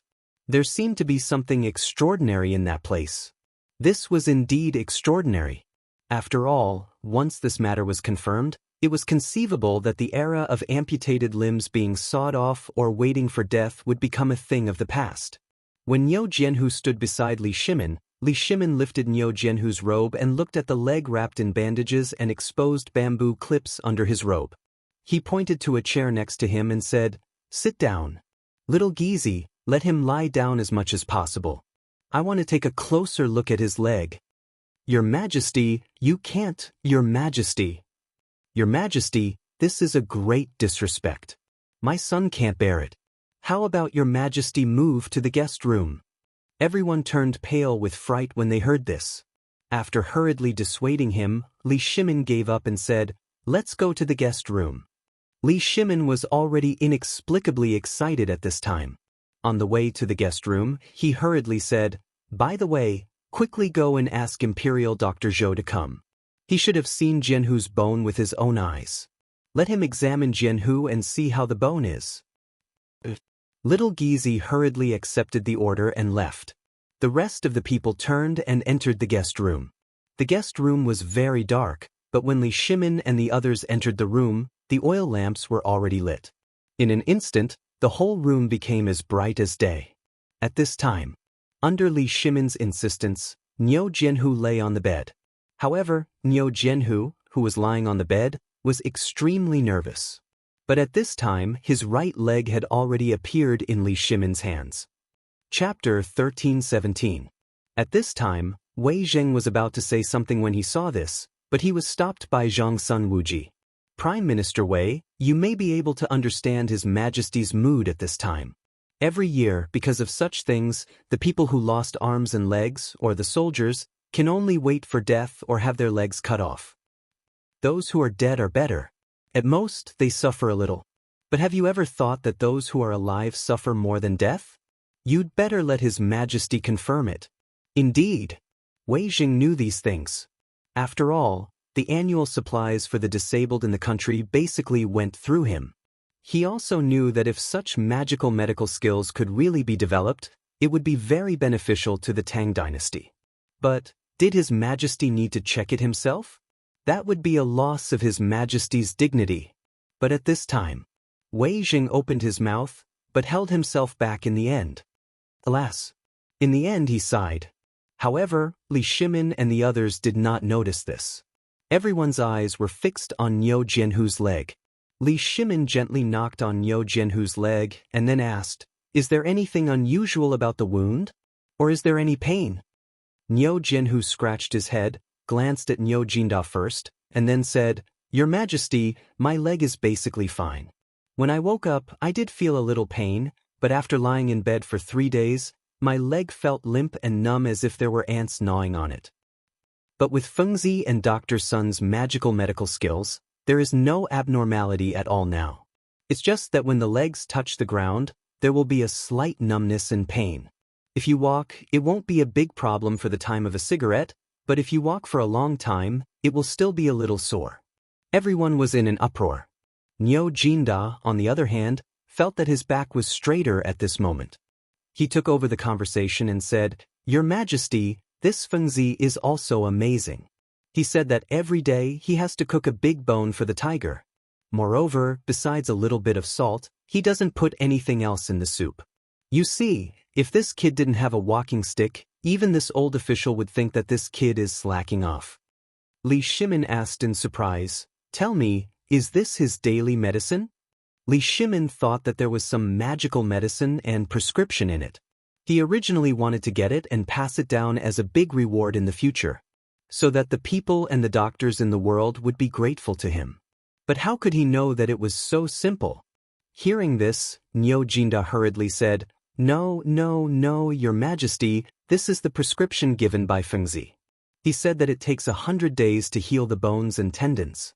He said that he has to drink this thing as much as he can to heal the broken bones. However, Divine Doctor's son gave him an extremely ordinary prescription. This is what puzzles me the most. Divine Doctor's son clearly told my son to abstain from meat and fish, but when it came to fengzi, he asked my son to drink the nourishing soup as much as he could. This, Li Shimin and the others were also confused. Did you bring the prescription? Yes, I did. Let me have a look. This thing contradicts itself, so how can it be fused together? If they listened to Dr. Sun, these things would be fatal. But for Zhang Feng, these things became a life-saving prescription. Who was Li Shimin? How could he not know these things? He had heard of medicinal cuisine before, but he had never heard of it before. How could such a life-threatening illness be treated with something so nutritious? Moreover, he was able to make Nyo Jinhu jump around in such a short period of less than a month? It was amazing. However, just when Li Shimin wanted to take off the bandages and the bamboo clips, Wei Jing finally couldn't help but say, Your Majesty, please wait for Imperial Physician Zhou to come and let the Imperial Physician do it. How about it? This is so dirty. This time, Yu Qigong and the others couldn't listen to it anymore. He directly interrupted Wei Zheng and said, Prime Minister Wei, Jianhu is the son of Nyo Jianhu. If you say that Jianhu is dirty, are you saying that Nyo Jianhu and I are dirty? No. Wei Zheng hurriedly explained, Your Majesty is the Emperor. How can you be contaminated by such things? Hearing this, Yu Qigong and the others angrily snorted. Li Shimin didn't care. He waved his hand and said with a smile, Don't quarrel. In my eyes, this is not a leg. This is something that can save the lives of all the troops stationed in the Tang dynasty in the future. Think about it. How many of our brothers had to stay in those desolate places forever because of this? This time, everyone was silent. Then they said in unison, Your Majesty is righteous. Your Majesty, Imperial Physician Zhou is here. At this time, Shao Gizi slowly entered the guest room and said. Hearing this, Li Shimin sighed and said, Well, let him in. Chapter 13:18. Imperial Dr. Zhou was originally thinking about the mask at home. The more he thought about it, the more he found it interesting. This thing suddenly gave him a magical tool that could cure diseases and isolate plagues in advance. But at this moment, a servant hurriedly brought in little Gizi, which surprised Imperial Dr. Zhou. After all, something big must have happened for the Emperor's personal eunuch to come in person in the middle of the night. Then, little Gizi didn't say anything and just asked him to take care of things. Then he went all the way to Fang Xuanling's mansion, which surprised Imperial Dr. Zhou a little. After all, Fang Xuanling's health had been poor before. But since Prince Zhang Feng made the bone-strengthening powder for him, his waist was no longer bent. He was no longer out of breath and even looked a little younger. What happened in the middle of the night? But when he plunged into the guest room, he couldn't help but tremble all over. He hurriedly bowed and said, Zhou Hongru greets Your Majesty and all the dukes. Okay, Imperial Dr. Zhou, come and take a look at Jianhu's leg. Li Shimin couldn't wait any longer and waved his hand directly. At this time, Imperial Dr. Zhou had time to look around the room seriously. He knew about Nyo Jianhu's incident. After all, who didn't know about such a big thing? Moreover, This matter had alarmed all the great Confucians of the medical world of the Great Tang, but the mountain was too heavily guarded, and no one was allowed to go up. They could only send letters to divine Dr. Sun to ask for advice. But, even so, everyone wanted to know whether Niu Jianhu's leg was really broken and exposed on the street or it was a lie. After all, the bone was crooked and exposed. Moreover, it had been exposed for 3 days. Even if a pig's bone had been exposed for such a long time, it would have rotted long ago, let alone a living person's leg. Although he had witnessed everything with his own eyes and participated in it, even so, he still felt that it was a dream. In the blink of an eye, almost a month had passed. Since Niu Jianhu returned to the mansion, there had been no news about him. This made everyone mistakenly think that it was a rumor. Even he felt that all of this was fake. However, was this fake? This was real. At this time, how could Imperial Dr. Zhou still care about his identity? He knelt beside Niu Jianhu's bed and carefully removed the layers of gauze according to Niu Jianhu's instructions, revealing rows of bamboo clips. At this time, although there was some blood in the gap of the bamboo clip, there was a strange smell like wine in the blood. Imperial Dr. Zhou couldn't help but ask, "What is this?" Niu Jianhu scratched his beard and said, "You've seen this before. It's alcohol. Fengzi said that we have to make some every day. He said that it's sterilizing and disinfecting. I don't understand. You're an imperial physician. Tell me, what is this magical thing? Why does it smell like wine? If it weren't for Fengzi's strict order not to drink, I would want to try it." Imperial Dr. Zhou's face turned black. How would he know what this thing was? But Li Shimin didn't think so. After all, Imperial Dr. Zhou had witnessed the healing of Niu Jianhu's leg with his own eyes. Wasn't this thing something that he had to study every day? He asked, "Imperial Dr. Zhou, I also want to know what this thing is." Imperial Dr. Zhou was in a dilemma. How would he know what this thing was? Even if he had heard of alcohol, how could he have a chance to get a little bit of it? But at this time, the emperor asked so. If he dared to say that he didn't know, that would be the consequence. He was clear. He hurriedly said in a cold sweat, "Your Majesty, this alcohol. I'm also studying it. It's a good thing. As General Jianhu said, this thing can disinfect and sterilize. Without this thing, I don't think brother whose leg would have recovered so quickly." This time, everyone finally understood. It turned out that this boy had set a trap for them here. If Imperial Dr. Zhou hadn't witnessed it in person, everyone would have been deceived. They would really think that this big bone soup really had such a magical effect. But Li Shimin still didn't give up and asked, "Then tell me, what does this big bone soup mean? Why didn't Fengzi prescribe him any medicine, but let him drink this thing every day? God F*** King knows this. Damn boy, why did you do this?" Imperial Dr. Zhou wanted to cry but had no tears. But he still braced himself and said, "This thing is Prince Zhang's secret. I'm stupid and don't know it for the time being." Li Shimin was slightly disappointed. But there was a trace of heat in his eyes. He had to get the secret recipe of this thing. What was it? This was Zhang Feng's true ability, wasn't it? Do you think I'm so easy to fool? Do you think I'm too simple? Li Shimin looked at Niu Jianhu's leg at this time and smiled slightly. However, his smile made Niu Jianhu shiver uncontrollably. Chapter 1319. Li Shimin was very happy. He did not stop laughing for almost the whole night. He was even woken up by his own laughter in the middle of the night. After breakfast, Li Shimin went to the morning court while humming a tune under the suspicious gaze of Empress Zhangsun, who had been yawning all the time. Empress Zhangsun couldn't help but think that something had happened to the emperor. Was he stupid? As the morning bell rang, Li Shimin appeared in the back hall of the political announcement palace early. He drank tea and looked through the screen at the ministers doing morning exercises in the square outside the palace. When he thought of the prosperous scene described by Zhang Feng, Li Shimin couldn't help but have an illusion. Wasn't this the so-called prosperous time? After the change of the Xuanwu Gate and the Wei River Alliance, Li Shimin had never felt so comfortable before. At this time, he actually imagined that he didn't even need to go to the morning court at this time next year. If he could chat with Zhang Feng on Shao Mountain every day, and then deal with the government affairs while talking and laughing, this must be the life of an immortal, right? But when he thought of Zhang Feng's future, Li Shimin couldn't help but sigh. At that time, if this brat were to find out my identity one day, what should I do? How could I continue to be so heartless with that stinky guy? Your Majesty, it's time to go to the morning court. When Li Shimin was letting his imagination run wild, Xiao Gizi's voice pulled him back to reality. Li Shimin sighed slightly and shook his head, saying, "Go to the morning court. Your Majesty is here. Welcome, Your Majesty. Long live the Emperor." On the 8-step ladder to heaven, Li Shimin couldn't help but stop. He turned around, looked at the ministers holding white jade tablets, and asked, "Rise?" Just now, when I was watching your morning exercises, I suddenly had the illusion that I wanted to continue watching. I also thought of something a close friend once said. We have already written a copy of this sentence. Little Gizi, bring it up. Li Shimin waved his hand.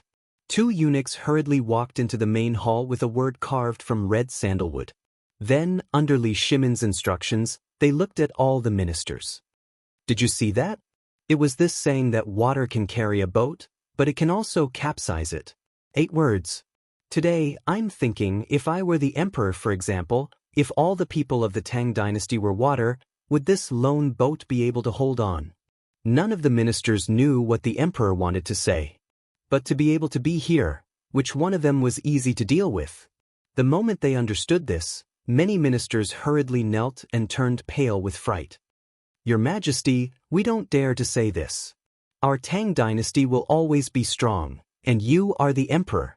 How can you be a lone boat? It must be a big boat that stretches as far as the eye can see, Your Majesty. Li Shimin waved his hand. Indeed, if this small boat goes against the current, it will definitely capsize one day.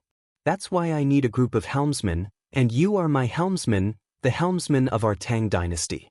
We obey the emperor's order. Everyone loudly said in unison. No one understood what the emperor wanted to do. Even Wei Zheng and the others didn't know what the emperor wanted to say today. Li Shimin waved his hand and said, Later, Minister Fong, you are responsible for asking the Secretariat and the Ministry of Works to make 100 copies of this calligraphy and give them to each of you. Before, everything in our Tang dynasty was proceeding in an orderly manner, and we could even see a trace of a prosperous era. But it was an insignificant drought. Who would have thought that such a plague of locusts would break out? And there was such a serious famine after the plague of locusts? Although this matter has passed, you should have seen that the Achilles heel of our Tang dynasty is food. You should have heard about what happened to General Niu earlier, right? Someone deliberately embezzled the ironware that the people urgently need for autumn planting. What is this? Although it seems to be targeting the people, in fact, each of you here has at least hundreds of acres of fertile land in your family, right? This time, Wei Zheng and the others seem to have realized something. But at this time, even he dared not say anything. If the emperor used him as an example, then, so at this time, they all closed their mouths tightly and pretended to be contemplating. Li Shimin glanced at the crowd and then said, The night before the autumn planting worship ceremony, Empress Zhangsun received several people who wanted me to take back the fertile land that I had previously rewarded. I won't name names here because I know your pain. But today I will give you one more chance. After I finish this matter, if anyone still wants to take back the land, I don't care who it is, I will allow it. At this time, everyone was dumbfounded. At this time, the fertile land had long been a sore point for all the ministers. But why did the emperor say such inexplicable words as soon as he came to court today? At this time, an old minister in a purple robe stepped forward and said, I, Kongingda, have a report to the emperor. Li Shimin smiled slightly. He waved his hand and said, My dear minister, don't be impatient. Wait for me to finish, okay? Chapter 1320. Who is Kongingda? He was an important official of the Shandong landowning households in the imperial court. He was deeply trusted by Li Shimin, but because of the mysterious hand behind the scenes and the current situation, Kongingda became suspicious. Li Shimin could not help but be slightly wary and suspicious of Kongingda. He hadn't said anything yet, but Kongingda had already jumped out. What did that mean? It meant that he was guilty. However, Li Shimin wasn't in a hurry. He wanted to bait slowly. Li Shimin looked at Kong Ingda lightly and said with a smile, Mr. Kong, this matter is related to your lives. Do you want to wait for me to finish speaking and then talk about it, or do you want to talk about it now? Kong Ingda hesitated. He still wanted to say something, but at this moment, Fang Xianling interrupted Kong Ingda and said, Kong Gong. Kong Ingda glanced at Fang Xianling and sighed. He didn't say anything. Li Shimin glanced at Fang Xianling and said, Fine, you go first. After that, Li Shimin sat on the dragon throne and narrowed his eyes. No one knew what he was thinking. Kong Ingda saw this and said, Your Majesty, I want to impeach a few people. Hearing this, everyone was in an uproar. Li Shimin seemed to have predicted this. He waved his hand and motioned for Kong Ingda to continue. Kong Ingda took a step forward and said, Your Majesty, previously the Chancellor of the White Deer Institute, a brat named Zhang Feng, used some unknown method to plagiarize some poems from somewhere and fooled Mr. Bo Shi and the others, as well as the ignorant scholars of the world. On the night of the Mid-Autumn Festival, he successfully used a vulgar dance to fool everyone's eyes and ears and became a great Confucian scholar. Moreover, he was called Mr. Cord. Enough. Fang Xianling couldn't stand it anymore and scolded, Kong Gong, this was decided by His Majesty, and His Majesty was also present that day. Are you saying that His Majesty, Prince Li of the first rank, and the 4 great scholars are all blind? Old man, I advise you to go home and recuperate if you're not feeling well. This Kong Ingda was usually fine. In fact, he had always been fine before. But why did he suddenly become violent? Impeach Zhang Feng? What was the meaning of this? And at such a crucial moment? Let him speak. Li Shimin was also intrigued by him. He was also worried about the identity of the mastermind, but he couldn't find any clues. However, this honest person from the Eastern Palace, a doctor from the Imperial College, was able to say something like this at this time. There must be something behind this. Fang Xianling sighed, but since the emperor said so, he could only sigh coldly and return to the queue. Kong Ingda couldn't care less. After all, Cui Fengjun from the Cui clan in Qinghe had been brooding over this matter. Moreover, Shandong had been extremely dissatisfied with Zhang Feng. During this period of time, he had been silently collecting evidence. Although there hadn't been any progress, he had inadvertently bumped into Niu Jinda and his son, who were strolling on the street yesterday. Moreover, they had entered Zhang Feng's villa. This had given him a breakthrough. After all, the incident of Niu Jinhu breaking his leg when he saw Niu Jinhu had become a well-known fact. But how long had it been? Had he recovered? As long as one wasn't an idiot, everyone would know that a person with a broken leg wouldn't recover so quickly. Even if he could keep his life, most of his leg would be gone. Even if he could hold it, it would take at least half a year for him to recover. But now? It had been less than a month and he could walk again? If this wasn't a lie, what was it? Combining everything that had happened before, he instantly understood. This was a scam. That was why there was such a scene. At this moment, seeing that Fang Xianling seemed to be anxious, Kong Ingda felt that these dukes, whom he had long suspected, were even more suspicious. Kong Ingda cupped his fists and said, Your Majesty, I'll impeach another person for this matter. Duke of Yuqijingda. Deceiving the emperor. At this moment, everyone was in an uproar. Even Li Shimin opened his eyes slightly. Seeing this, Kong Ingda stared coldly at the unperturbed Yu Qigong and the others and said, What happened to General Yuqijingda before? I think everyone here knows about it, right? Even ordinary people know that old Yu Qigong's son broke his leg. Presumably, everyone knows about the broken leg. But yesterday, an old official saw with his own eyes that the old thief actually took his son into Zhang Feng's mansion outside of Zhang Feng's mansion. Buzz! At this moment, everyone was in an uproar. Who didn't know that Niu Jinhu broke his leg when he saw Niu Jinhu? But now, some people didn't believe it and hurriedly asked, Duke Kong, is this true? Duke of Yi isn't such a person. You're talking nonsense. Bastard, how dare you slander our general? Kong Ingda was no longer in a hurry. Yu Qigong and the others were even less anxious. Instead, Yu Qigong grinned at Kong Ingda, as if he was looking at a fool. Chapter 1321. Li Shimin nodded and pretended to be surprised as he asked, "Beloved official Kong, is what you said true?"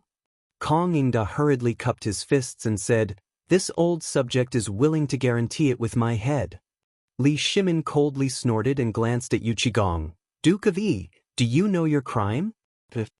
Li Shimin was angry because he actually went to that brat's residence yesterday, and he didn't even know about it. However, he was also somewhat puzzled. He should have known that Fengzi was on the mountain. Why did he go to Fengzi's residence?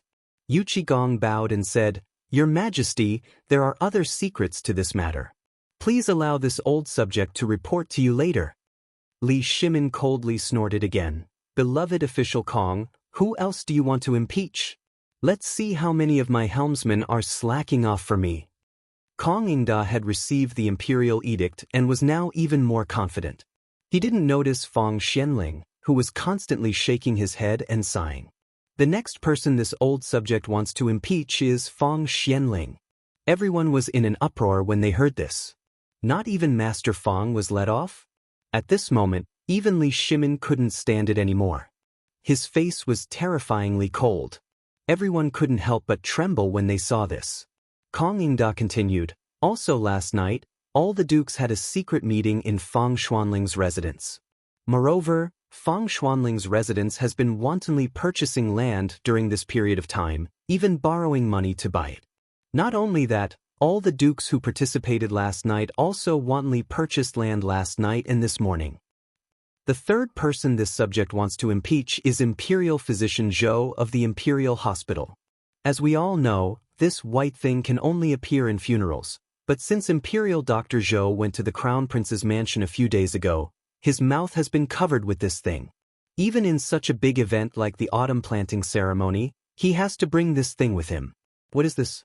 This is a disgrace to the heavens. Your Majesty, do you think this person's intentions are worthy of execution? Yes, Imperial Dr. Zhou is also the person who was rumored to have witnessed the exchange of blood and life. Has anyone here seen such a thing? Even the four great Confucian scholars and divine Dr. Sun are deceiving the people of the world at the same time. This old subject would like to ask, what crime do you all commit? As a general of the Tang dynasty, you, Nyo Jinda, don't think about the national affairs. Instead, you conspire with those people to deceive the whole world. What crime do you think you deserve? I heard that you went to Mount Longsho and were mysteriously poisoned. May I ask if the poisoning was fake and the crime was covered up? This time, even Wei Jing couldn't stand it anymore. He looked at Kong Ingda coldly and said, "Kong Ingda, have you caused enough trouble?" Kong Ingda was stunned. He looked at Wei Jing in surprise and said, "What's wrong, Prime Minister Wei? Are you angry from shame?" Although you usually have an upright image, the old man saw it clearly last night. Wei Jing sighed and said, "Kong Ingda, since you have seen it, don't you think of something? How can you make such a fuss here?" This matter. At this time, it had already caused an uproar in the court. Kong Ingda represented the power of Shandong, and what he said was too shocking. But who were Wei Zheng and the others? They were all the favorites of the current emperor. At this time, all the ministers shrank their necks and didn't dare to speak. Some of them even kept silent, only hoping that Kong Ingda wouldn't bring trouble to himself.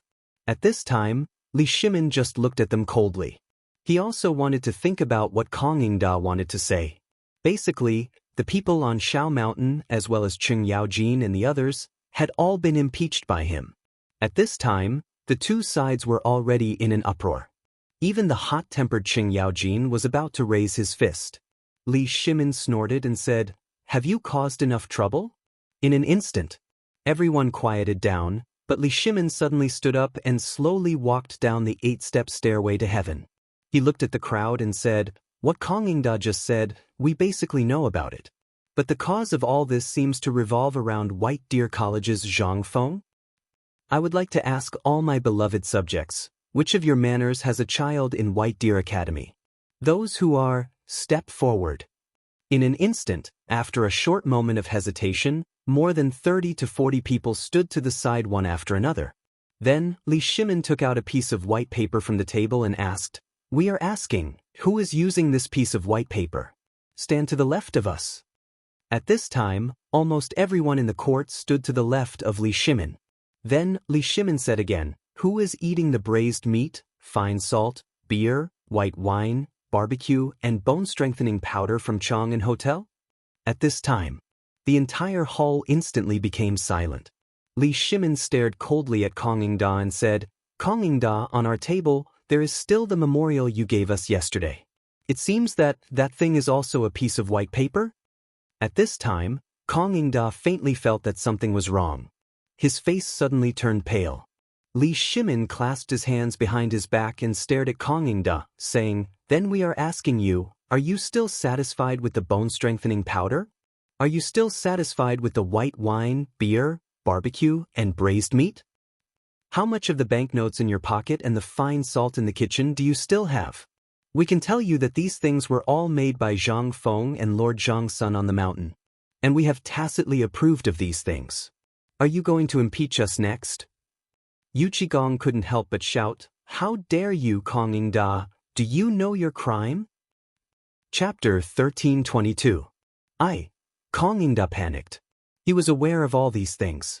It was rumored that what happened on the mountain was approved by the emperor and arranged by the crown prince. He even knew about the imperial edict last time. But he always thought that it was the young masters who fooled the emperor and that the emperor should be displeased with it. Besides, there was nothing on the mountain that was taught by sage Confucius. Kong Yingda hastily withdrew a book from his pocket, and then he knelt down and said, "Your Majesty, this is what I obtained from White Deer Academy. It's something called a textbook that they teach, and practically every single one of the 3,000+ students on the mountain has one. Please have a look, Your Majesty." Li Shimin didn't even look at the booklet. Kong Yingda panicked and said, "There are many things in this textbook that go against the teachings of sage Confucius. In particular, there is a sentence in it that says the emperor is as guilty as the common people if he violates the law. This is an affront to the emperor's grace. Besides, he is a viscount and the head chancellor of the two academies. But he dared not to attend such an important event as the autumn planting ceremony.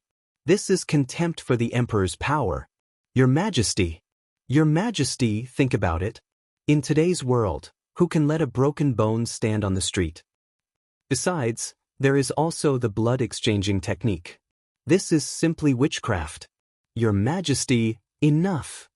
"Kong Yingda, are you still so stubborn?" Fang Xianling was so angry that his whole body was trembling. "How can you be so blind to such an obvious thing? Can't you see it clearly? Does it even need to be said? How can you be so foolish at this critical moment?" Fang Xianling could roughly guess the emperor's intention at this time. He also knew about the invisible black hand that shrouded the Tang dynasty at this time. But how could he know that the emperor would jump out at this critical moment? After all, he had some interactions with Kong Yingda in the past, so he couldn't bear to do it. But at this time, seeing that Kong Yingda didn't know what was good for him, Fang Xianling couldn't help but get angry. This was clearly the instruction of the Shandong nobles. Otherwise, no one would say anything about him. But today, what was going on? How dare he be so bold? Could it be, what did Yu Qigong do in Fengzi's mansion yesterday that this old man saw? Fang Xianling couldn't help but glance at Yu Qigong, but when he saw that Yu Qigong's expression remained unchanged, he frowned slightly. Seeing this, Li Shimin shook his head and said, "After all, what Confucius said is for the sake of the Tang dynasty. This is understandable. But let me ask you, do you have any evidence?" "Yes." When Kong Yingda heard this, he immediately said, "As long as the emperor lets Niu Jianhu, imperial Dr. Zhou, and the imperial doctors examine Niu Jianhu's legs in court, everything will be clear at a glance." "Good." Li Shimin nodded and asked again, "Minister Kong, have you thought it through?" Kong Yingda represented the Shandong nobles. Li Shimin didn't want to drag the Shandong nobles to the opposite side so quickly, so he warned him. However, Kong Yingda seemed to have gone crazy at this time. He said with certainty, "I have thought it through." When Li Shimin heard this, he sighed and said, "Since that's the case, summon Imperial Dr. Zhou and the imperial doctors of the Imperial Hospital to the palace. Summon Niu Jianhu to the palace. Today, I'll let you have a look." This time, even Li Shimin couldn't save Kong Yingda. Fang Xianling couldn't bear it. He sighed heavily and said nothing. After all, he asked for it. After a while, Zhou Hongru led a group of imperial doctors of the imperial hospital to the palace in a hurry. They knew about this on their way here. At this time, when they went to the political announcement hall, everyone looked at Kong Yingda with a bad expression. However, Kong Yingda didn't care about this. He narrowed his eyes and pretended that nothing had happened. Li Shimin didn't say a word. At this time, the political announcement hall was so quiet that you could hear a pin drop. The oppressive atmosphere brewing in the hall made many ministers unable to help but have a layer of fine cold sweat on their foreheads. In this torturous wait, Niu Jianhu appeared at the door of the political announcement hall with a crutch. Niu Jianhu greets the emperor. Until this voice appeared. Li Shimin slowly opened his eyes and waved his hand indifferently. Give him a seat. Minister Kong, how are you going to examine it? When Kong Yingda heard this, he said, replying to the emperor, you just need to take off these white cloths and it will be revealed to the world. Good. Li Shimin waved his hand. Imperial Dr. Zhou, take it off. Wait. Kong Yingda hurriedly interrupted Li Shimin's words and said again, in order to prevent them from acting, this old minister thought. Li Shimin waved his hand impatiently, then I'll let you take it off personally, how about it? How could Kong Yingda do this? Looking around, he pointed at one of the backup imperial physicians who belonged to the Kong family and said, let him do it. Li Shimin didn't want to look at Kong Yingda. He waved his hand and the imperial doctor of the Kong family hurried to Niu Jianhu's side. He habitually took out a mask from his arms and put it on his mouth. This time, Kong Yingda's expression instantly turned cold. Unfilial son, who let you wear this thing? Take it off for old man. Chapter 1323. The imperial doctor of the Kong family did not expect Kong Yingda to say this. He glanced at the emperor and saw that the emperor closed his eyes and ignored this matter. Moreover, he was an imperial doctor, so he knew something about it. He quickly whispered, Kong Darren, this thing is a mask. It can effectively infect the textile virus. Infect what? This is just a leg injury. How can it be contagious? Give it to old man. Cough cough, Kong Darren, aren't you too meddlesome? This is the rule of my imperial hospital.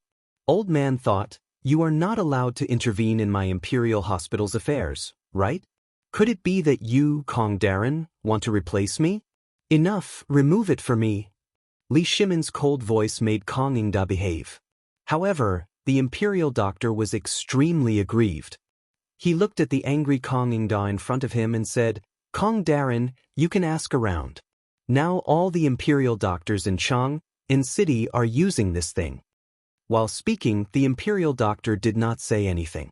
He quickly began to remove the bandage on Niu Jianhu's right leg. The bandage was very particular about the removal method. However, since Imperial Dr. Zhou saw Zhang Feng's magical method, he practiced with this thing every day after returning to the Imperial Hospital. Over time, the people in the Imperial Hospital knew about Zhang Feng's treatment of Niu Jianhu. They also knew about this operation. Everyone was curious about this bandage. There were so many ways to wrap it. At this time, the young Imperial doctor simply could not do anything to the bandage that was wrapped around Niu Jianhu's leg like a fish scale. However, under everyone's surprised eyes, the young Imperial doctor skillfully pulled out a needle from the side and gently and quickly removed the bandage. This time, all the ministers were curious. After all, this was the first time they saw this thing. It took a lot of time to wrap the bandage. Niu Jianhu was also a little angry at this time. He also cooperated with that person's actions. After about a meal, the bandage was finally removed.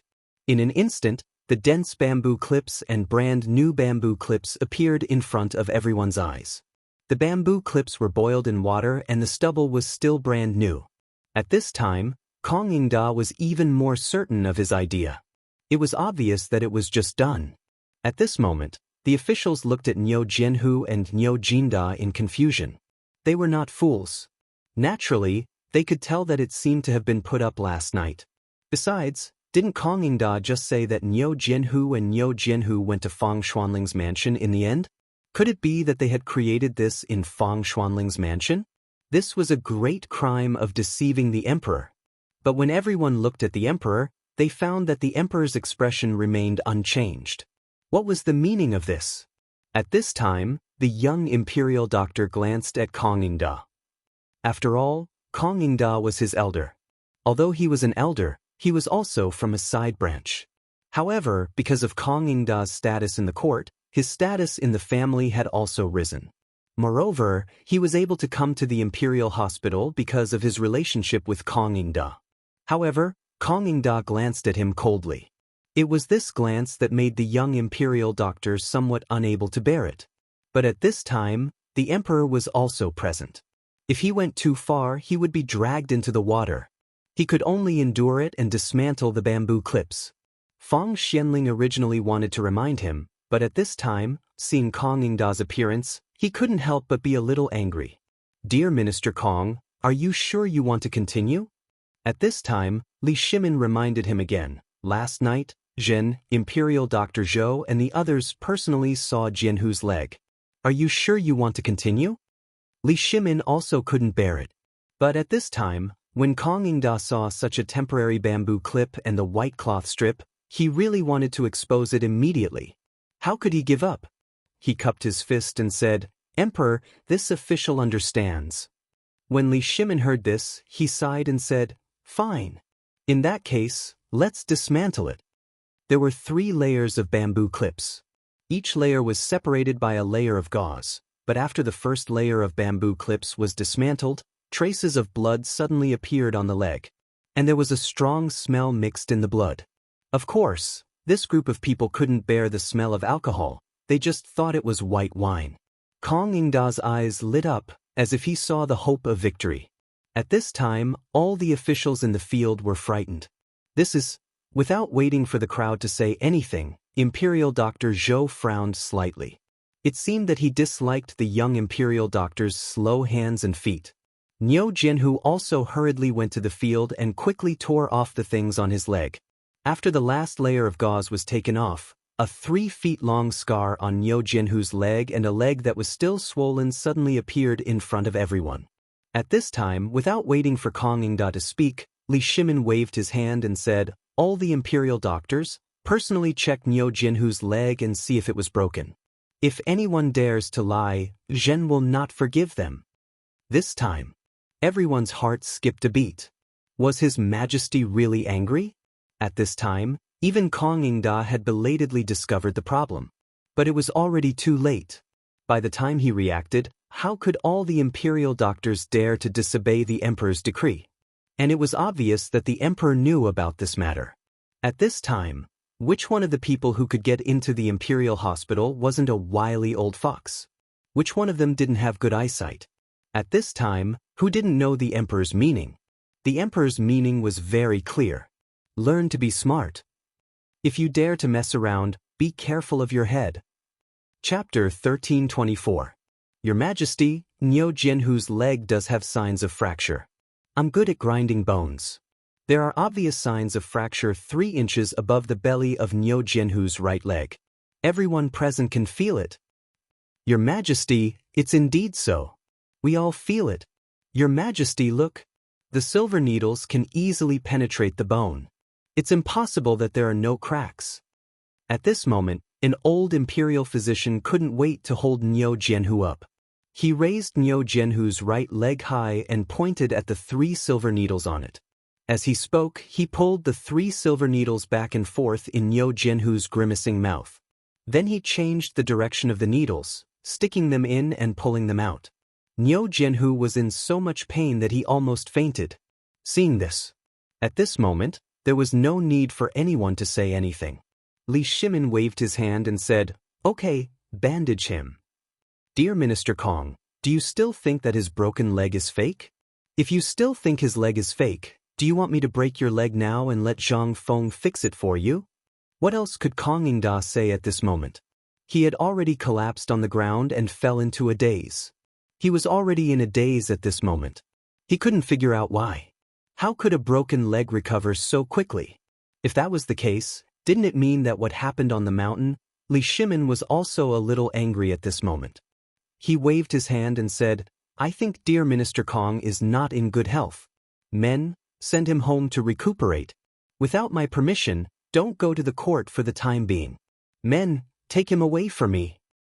In this way, Kong Ingda was taken away. No one knew who was right and who was wrong. After all, this matter was too unimaginable.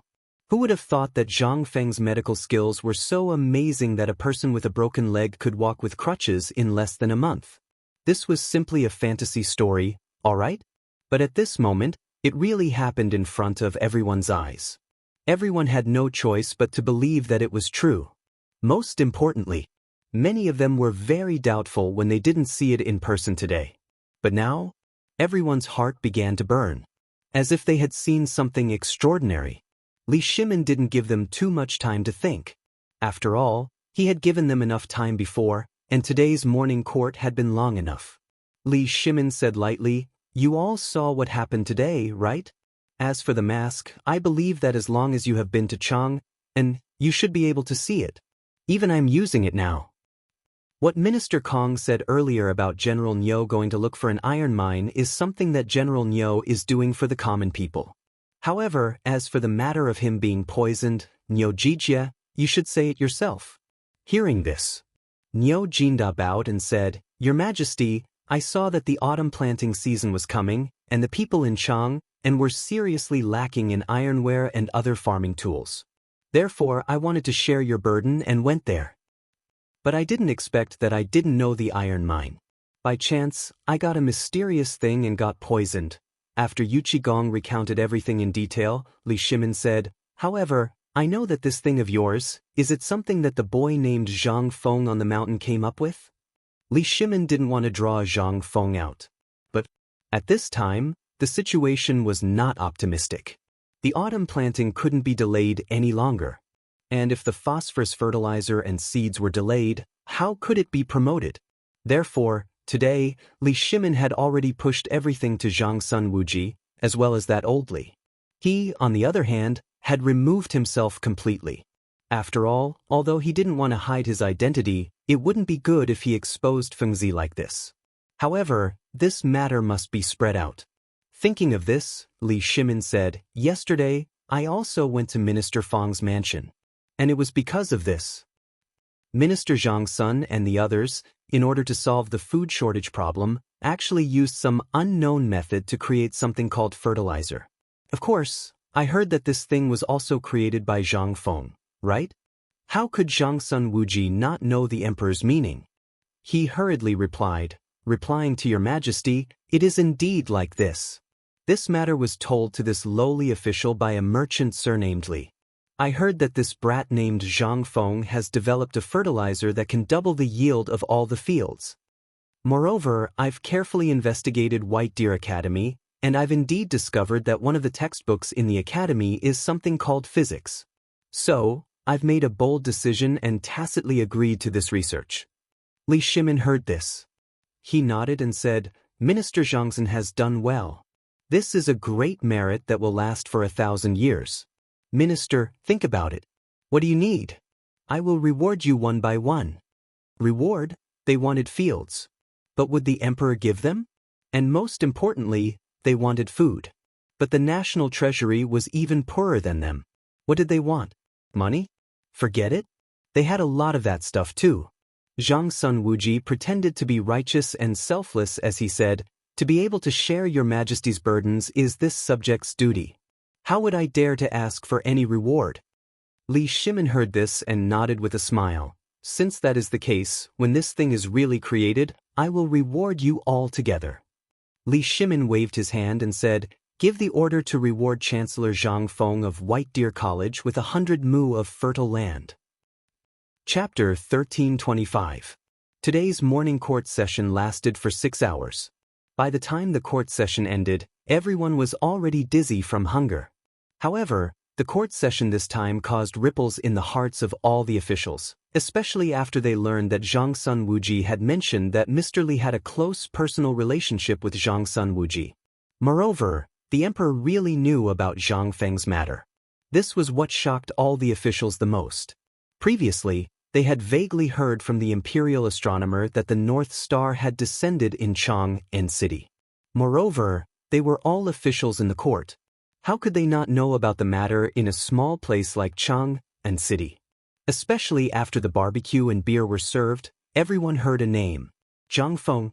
Previously, they had only vaguely guessed this. However, now that the emperor had vaguely mentioned it, and Zhang Sun Wuji had said it in the court session today, everyone was enlightened. Everyone was instantly enlightened. This man was none other than Zhang Feng. No wonder the emperor valued White Deer College so much. This was the real North Star descending. And this time, the most important thing that could benefit all of them was not the white paper, nor the braised meat, nor the new dishes, but the miraculous knowledge of White Deer Academy that Zhang Feng had created, as well as the miraculous medical skills that they had now. Furthermore, there was the land that the emperor had bestowed upon them previously, which had caused them so much pain. Today, if it weren't for that damned Kong Da, the emperor would probably have taken back some of their land without them knowing. However, Kong Da was a good person. He had helped everyone. As for himself, he was willing to be driven back by the furious emperor. No one would feel comfortable if this happened to him. After all, this was the emperor's private matter. The emperor was also a human and wanted to have some private property. Moreover, the emperor had originally wanted to take back some land from everyone. However, with Kong Da's interference, everything was ruined. It would be strange if the emperor wasn't furious. Therefore, the emperor decided to tell him about it directly. At this time, everyone was so excited, but the emperor had also given a strict order. If anyone dared to wantonly hoard land, all of their land and property would be confiscated. Although this only started after today's morning court session, anyone could see that the emperor was favoring Zhang Sun Wuji and Fang Xianling, but what could they do? After all, he was a duke and had put in a lot of effort into this matter. If it weren't for them, they would still be worrying about the land in their hands. At this moment, all the officials were happily returning home to digest the good news. In the imperial study, Yu Qigong and the others were in trouble. Especially Yu Qigong. They watched the emperor slowly eat and drink. They were so hungry that they swallowed their saliva, but what could they say? He didn't even dare to fart. They all knew what the emperor was feeling at this time. They also knew why they were here. Let alone speaking now, anyone who farted first would be the target of the emperor's wrath. The emperor was waiting for this. Although everyone knew at this time, these officials knew the emperor's mentality very well. How could they not know what the emperor was thinking? However, Li Shimin had deliberately made noise and slowed down the speed of eating, but they still didn't speak.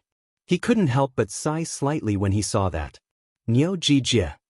Niu Jinda knew that he couldn't avoid it, so he hurriedly stepped forward and said, "I'm here. I can't figure out why you went to Fengzi's mansion yesterday. As far as I know, there was no one else in Fengzi's mansion except for a group of guards. Come on, tell me. If you can't, don't go back today." Hearing this, Niu Jinda's forehead was instantly covered with a layer of fine cold sweat. Fang Xianling and the others glanced at Niu Jinda curiously and didn't say anything. It wasn't that they didn't want to say it, but they didn't dare to. This was also the reason why they were confused. After all, it was reasonable to say that there was a problem with this matter. You clearly knew that Zhang Feng was on the mountain, and with your means, you should have known that we were here. But you didn't go anywhere, but directly broke into Zhang Feng's mansion. It was impossible not to be suspicious. And the most infuriating thing was, you mother-f***er, you even let Kong Da grab hold of your weakness. Why did you bring your stupid son out for a stroll when you had nothing better to do?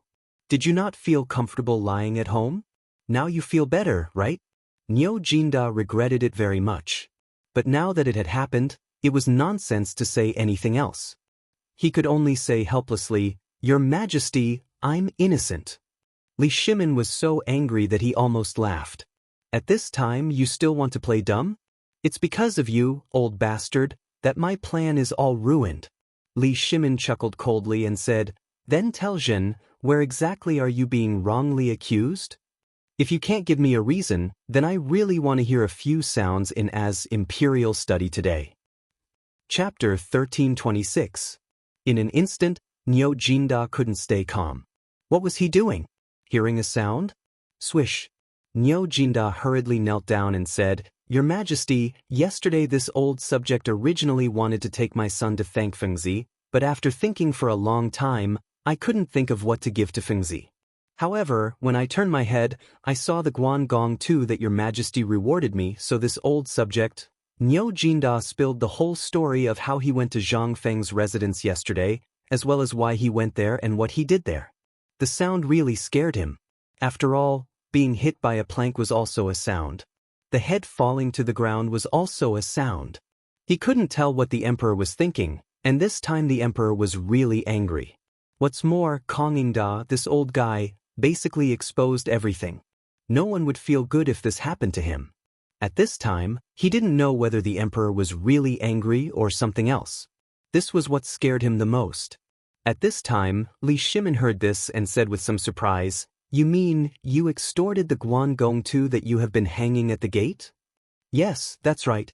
This is a life-saving grace. Moreover, it saved both our lives. But this old minister can't think of what to give. Money? That's too cliché. You can say that it's something else. There's nothing that Fengzi would like. So I thought about it and gave it to Fengzi. After all, Fengzi is a good brother, and this painting is suitable for him." Li Shimin was a little dizzy. He was thinking about taking advantage of this opportunity to get the Guangong to back. Now, it was in Fengzi's pocket. It was completely impossible to get it back now. He could only sigh and say, Fine. You gave it to him, but why did you give him this thing? And the most important thing is, why did you go to his mansion? You didn't really go there to give this painting to Fengzi, did you?" Fang Xianling and others were a little bolder at this time. Seeing the emperor's tone soften a little, they plucked up the courage to look at Niu Jinda with doubts. Hearing this, Niu Jinda couldn't calm down and said proudly, "Your Majesty knows me best. Yesterday, I was thinking about it. Fengzi has been doing this phosphate fertilizer for a long time. Think about it, every time we went to Fengzi's liquor store, he would be so stingy. He said that he didn't have it, but every time, he would be able to get some out. What does this mean? It means that Fengzi is too stingy. He hid all the good stuff at home. And I was thinking, this guy should have made Fengzi long ago. Otherwise, he wouldn't have dared to tell Master Feng about it, and wouldn't have dared to use it on the fields in the mountains. And he did it in front of so many people." Li Shimin pondered and felt that Niu Jinda was right. After all, this matter was indeed such a matter. If Zhang Feng wasn't certain of something, he wouldn't do it. Li Shimin couldn't help but walk up and down in the imperial study with his hands behind his back. After a while, he waved his hand and said, "Don't just stand there. Sit down. Xiao Gizi, prepare the meal. Dear Niu, tell me in detail. Did you find anything in Fengzi's mansion?" "Yes."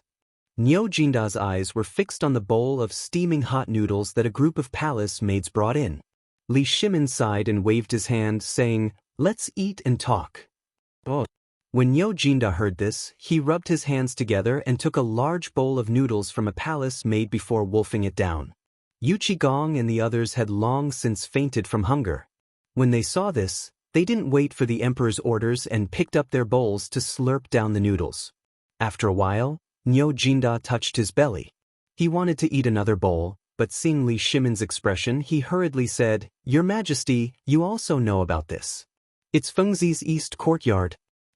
Among them, we have been to the southwest and north courtyards, but the east courtyard is the only one that no one is allowed to take a look at.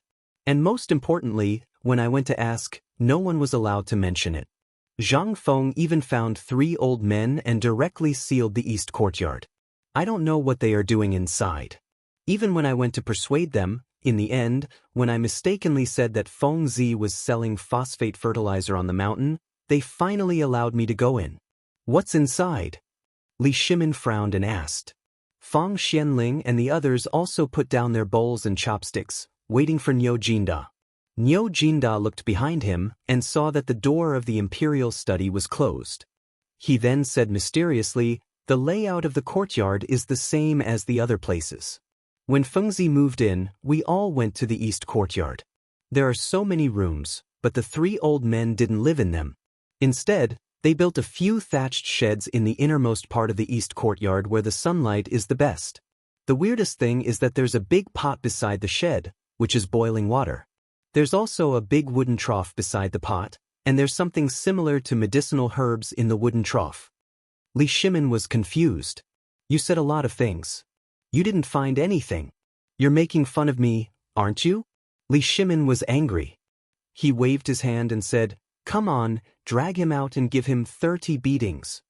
Niu Jinda was still talking vividly. When he heard the emperor's words, he couldn't understand and was a little confused. But when he saw that the Jinwu guards really stopped him, he hurriedly shouted, "Your Majesty, I'm innocent." Chapter 1327. Niu Jinda was really beaten up. He wailed again and again. Zhang Sun Wuji and the others heard the noise outside the door and looked at the emperor's gloomy face. They didn't know what to do. They wanted to leave, but the emperor wouldn't let them. They didn't want to leave, but they felt scared to stay here. If the emperor was unhappy, they wouldn't be able to bear 30 beatings. After a while, Niu Jinda was dragged in like a dead fish. As soon as he was thrown on the ground, Li Shimin asked, "You tell me. If you don't give me an explanation, you can't leave today." Li Shimin was really angry. Today, he was originally thinking about how to take back some real estate from the hands of these ministers. He even thought about exchanging his own white paper and the right to sell fine salt for it. But in the end, Kong Yingda caught Niu Jinda's weakness, which made his plan fail. He almost exposed Zhang Feng. Fortunately, Zhang Sun Wuji was quick-witted and avoided a disaster. This was all because of Niu Jinda, that bastard. How could Li Shimin not be angry? If Niu Jinda didn't explain it clearly and didn't give Li Shimin a chance to vent his anger, Li Shimin really wanted to beat him up this time. After all, he needed a way out of this matter. Niu Jinda was already scared at this time. He hurriedly said, "Your Majesty, take a look at this old official's thing first, and then I'll explain it to you." While speaking, Niu Jinda stood up shakily, took out the potato leaf from his arms, and handed it to Li Shimin with both hands. Li Shimin wanted to be angry at first. But after seeing the potato leaf, he frowned slightly. He had seen a lot of precious things in the imperial garden, and most of the things in Zhang Feng's courtyard had been through his hands. How could he not know these things? But at this time, the thing in Niu Jinda's hand surprised Li Shimin.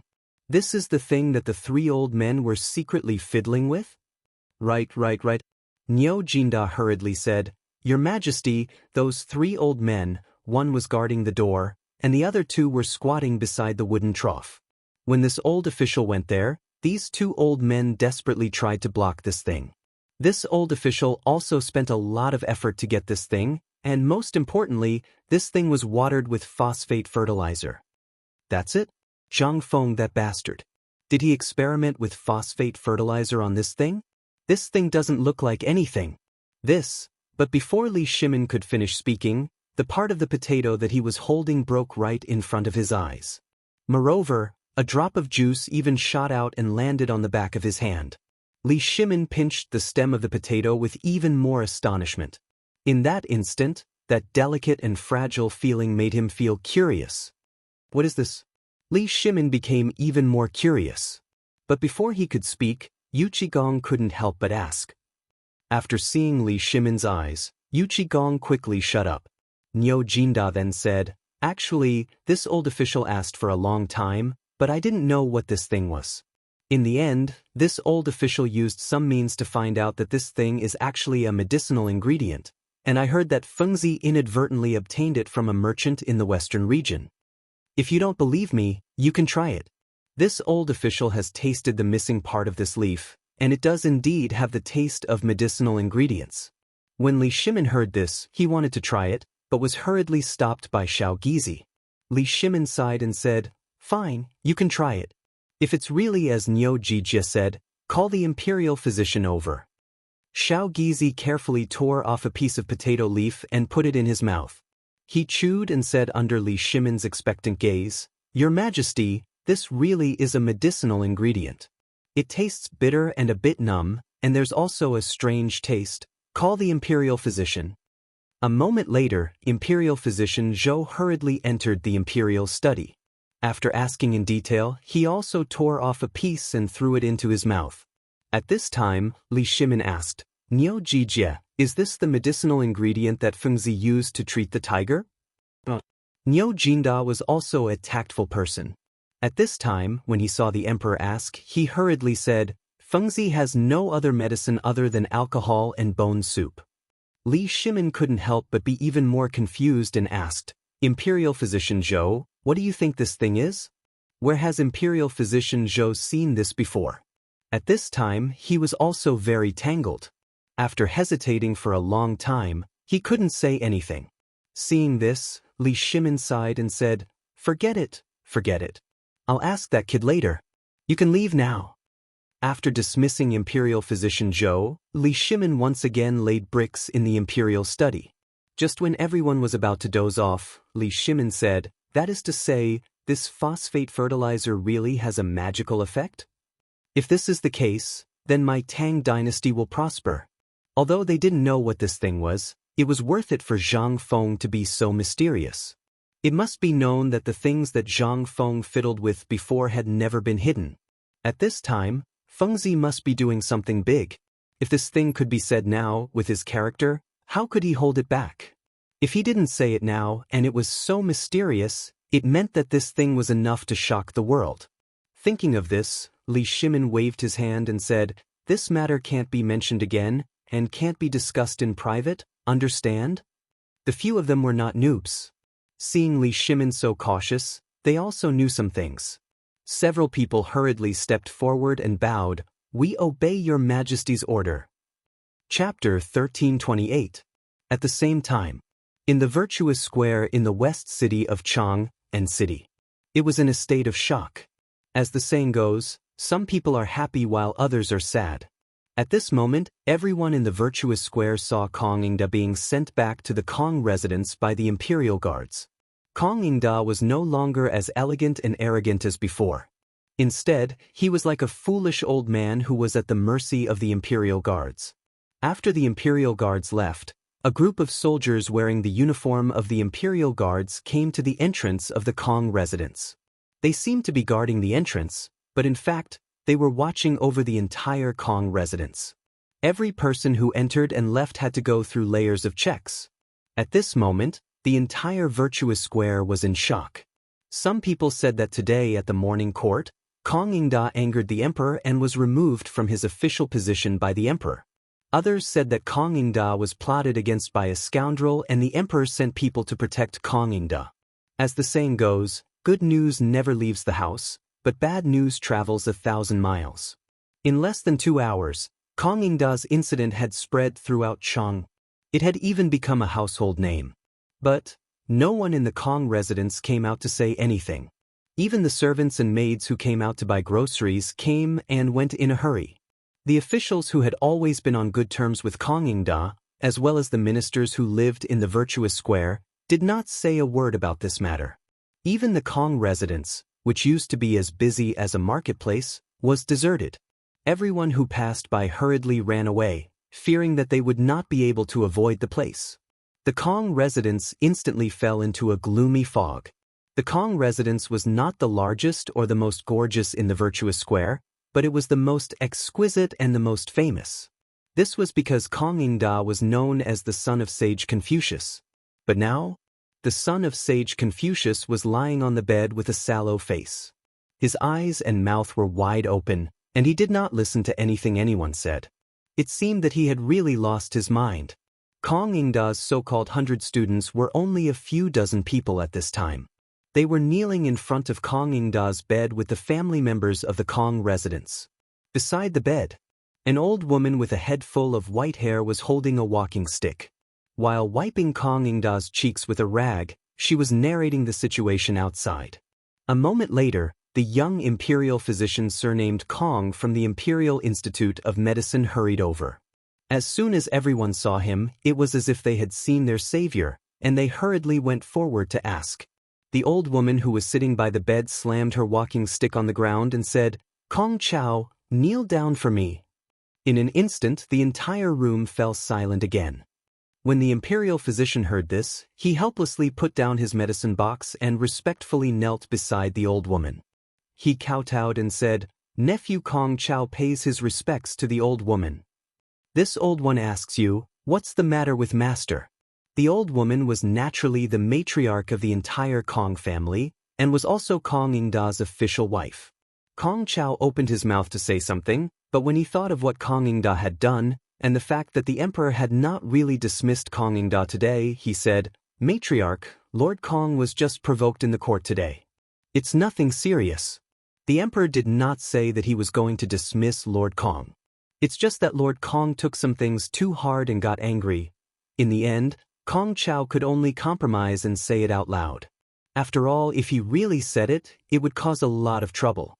Once the news spread and the emperor found out that he was the one who spread it, it would be hard to say if he could even keep his head, let alone keep his current position. Seeing that they did not speak, Kong Chao sighed helplessly and went forward to take Kong Ingda's pulse, give him acupuncture, and even patted Kong Ingda's body to check. Kong Ingda's expression slowly returned to his senses. Kong Chao glanced at everyone. He didn't want to say anything, but this was the Kong family after all. Half of the reason why he could be in such a high position was because of Kong Ingda. Today, Kong Chao knew that the reason why Kong Ingda asked him to come out and check Niu Jinhu's leg was to create an opportunity for him. He wasn't an ungrateful person. However, there were some things that he really could not say at that time. At this moment, Kong Chao shook his head and said, "Matriarch, it's best if you don't go out and walk around as much as possible during this period. Also, tell the people in the residence not to say anything. If it reaches the emperor's ears, then I really can't say anything more. I hope that Matriarch can understand my difficulties. This is the prescription, you just need to follow this prescription. Get out of here for old man. Guards, from today onwards, beat old man to death if anyone in the Kong residence sees this person." At this moment, Kong Ingda had already regained consciousness, but his voice was not as loud as before. It was as if something was stuck in his throat, and when he spoke, it would be gurgling. It sounded extremely uncomfortable. However, the fact that he could wake up made everyone heave a sigh of relief. Seeing this, Kong Chao hurriedly knelt and said, "Lord Kong, there were many things that I could not say in the hall at that time. I hope, get out of here for old man. Guards, beat him out of here." How could Kong Ingda listen at this time? He was panting heavily. Seeing this, the old woman hurriedly hugged Kong Ingda and patted him on the back, scolding, "Why aren't you leaving? Are you trying to anger your master to death?" Kong Chao had no choice but to sigh helplessly. The emperor did not dismiss Lord Kong.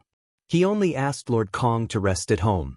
After a while, the emperor will issue a decree for Lord Kong to return to court. However, Kong Chao could only sigh helplessly amidst the violent panting. Sigh. "I will take my leave." Chapter 1329. The emperor would definitely issue an edict in the future. What did this mean? This meant that even if he, Kong Ingda, could return to the imperial court, he would only be treated as heir. This was something he did not want to see. Niu Jinda. Old man and you are irreconcilable. In the end, Kong Ingda vented all his anger on Niu Jinda. If he had not suddenly brought his son out for a stroll and happened to be seen by him, how could such a big mistake have occurred? Kong Ingda suddenly thought of an extremely terrifying thing. That was, why did Niu Jinda go out yesterday? And why did he let him see him? Why did no one else see him? Why was this? Could it be the emperor had wanted to get rid of him for a long time? At this thought, Kong Ingda could not help but tremble all over. Everyone was frightened by his excitement. Old Lady Kong hurriedly called for the estate's physician to massage Kong Ingda's philtrum and massage his tendons. After a long while, Kong Ingda finally calmed down. Looking at the room full of crying people, Kong Ingda angrily waved his hand and said, "Old man is not dead yet, and you are all crying at his funeral? Get out of here for old man." Seeing this, no one dared to say anything. They hurriedly pushed him out.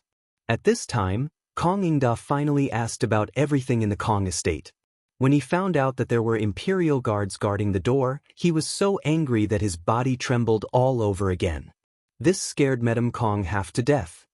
"Has Niu Jinda returned to the estate?" Madame Kong shook her head. "No, I heard from the people in the estate that Cheng Yaojin, Yu Qigong, Niu Jinda, Zhang Sun Wuji, Du Ruhui, Fang Xianling, and the others have not left the palace yet. That's right. Kong Ingda trembled all over as he said, "This is old man, they are performing at the emperor's place. Otherwise, why haven't they left the palace at this time? Quickly send someone to guard the entrance of the palace for the old man, prepare a sedan. The old man will personally go to that old bastard Nyo Jinda's residence to investigate. Old man, the old man has no enmity with you. Why do you want to harm the old man?" Madame Kong naturally knew a little about what happened to Nyo Jinda yesterday. Seeing this, she recalled what Kong Chao had said just now in Kong Ingda's crazy words and thought of something.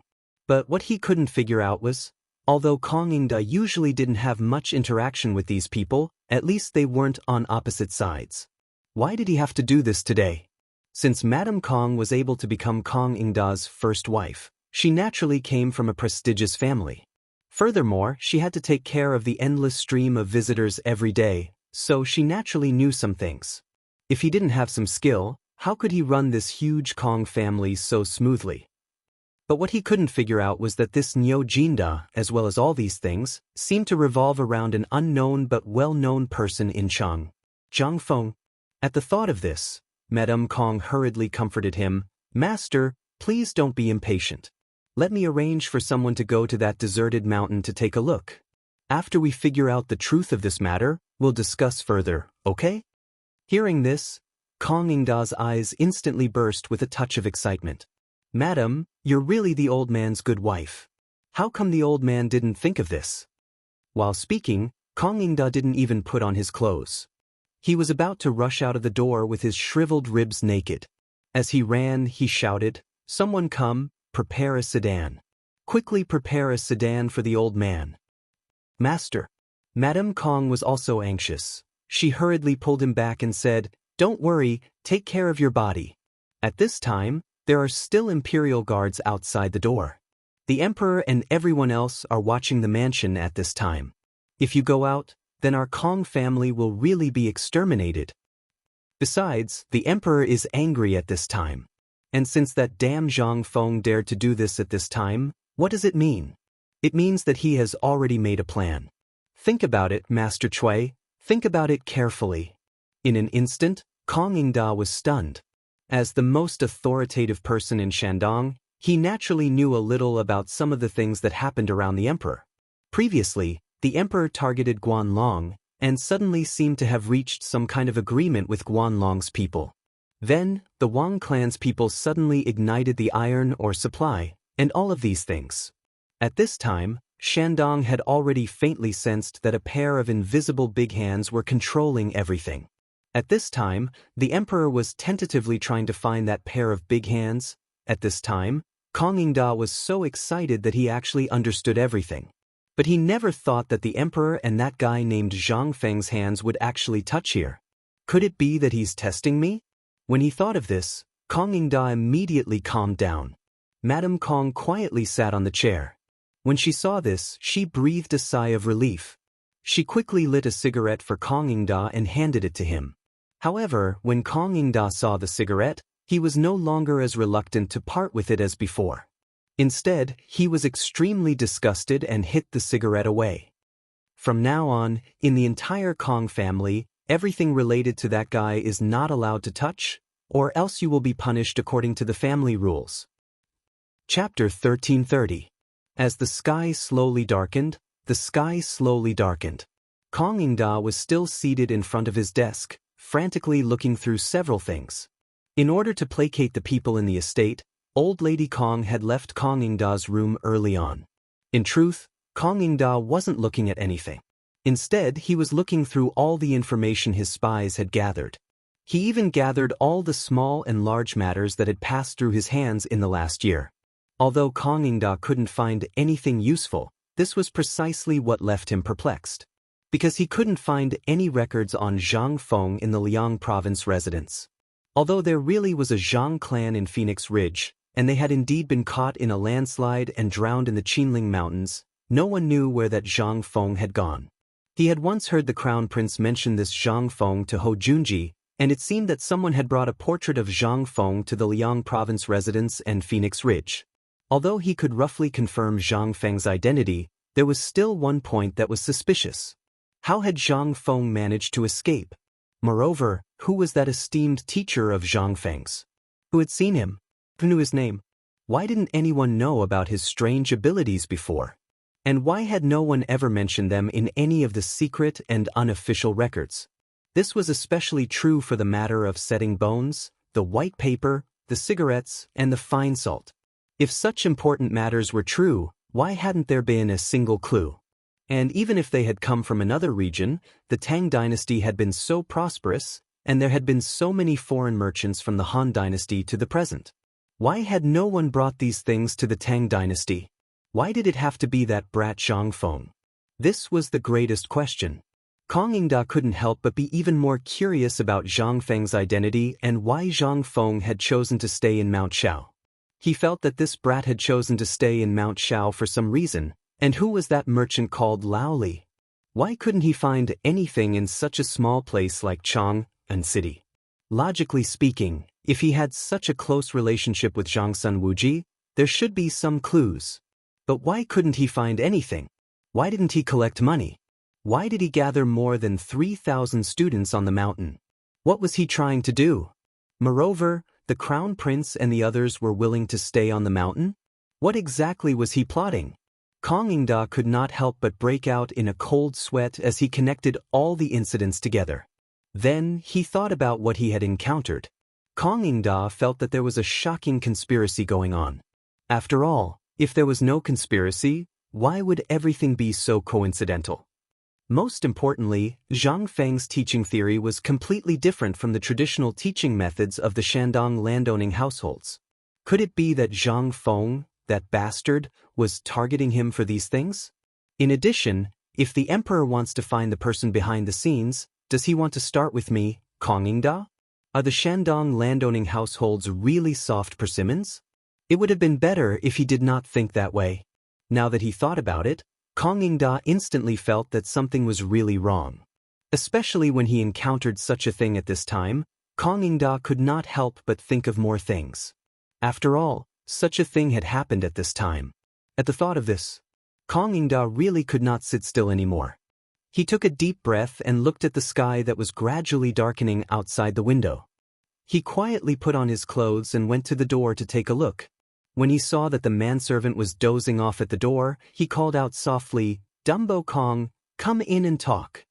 Dumbo Kong was Kong Yingda's page boy and also the manservant who was dozing off at the door. However, when he heard his master's call, he hurriedly wiped the saliva off his mouth and hurried into the study. "Master, shall I prepare some food for you?"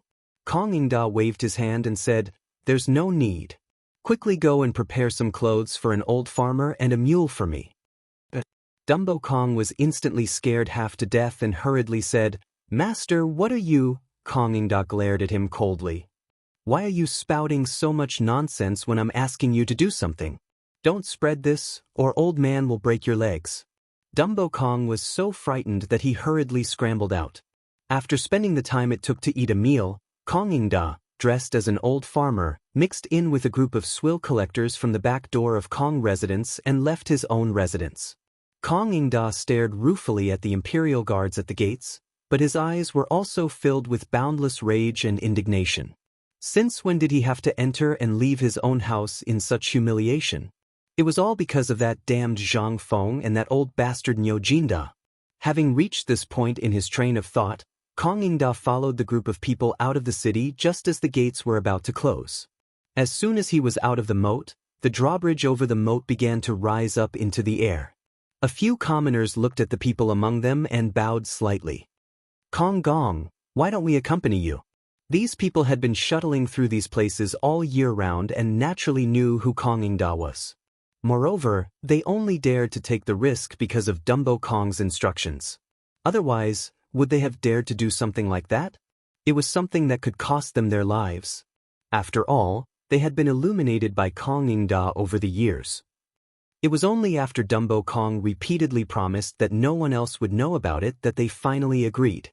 Nonetheless, after all, who was Zhang Feng? They knew better than anyone else. Zhang Feng was their great savior at the moment, and they did not dare to offend him so easily. Moreover, The news of Kong Ingda offending the emperor was spreading like wildfire in Chang'an today, which made them even more suspicious. Kong Ingda pulled out a huge stack of banknotes from his chest and gave them to them in every possible way before finally offering a fist-palm salute. This journey is fraught with danger, so we shall part ways here. Thank you for your trouble, and I hope that you can forget about what happened tonight. The old farmer could not help asking curiously, "Are you really going to Mount E?" Kong Ingda laughed bitterly. Yes. Chapter 1331. At this point, everything pointed to White Deer College. If he were to show even the slightest bit of fear at this moment, it would be fatal. Moreover, the Kong family no longer had a chance. Moreover, what choice did he have now? Kong Ingda glanced at Chang'an city under the night sky and walked slowly into the dark Shao Mountain without looking back. At the same time, in the imperial study in Chang'an city, Shao Gizi hurriedly whispered into Li Shimin's ear, who was bent over the table and reading memorials, "Your Majesty, a spy just reported that Lord Kong has left Chang'an city." Li Shimin frowned slightly.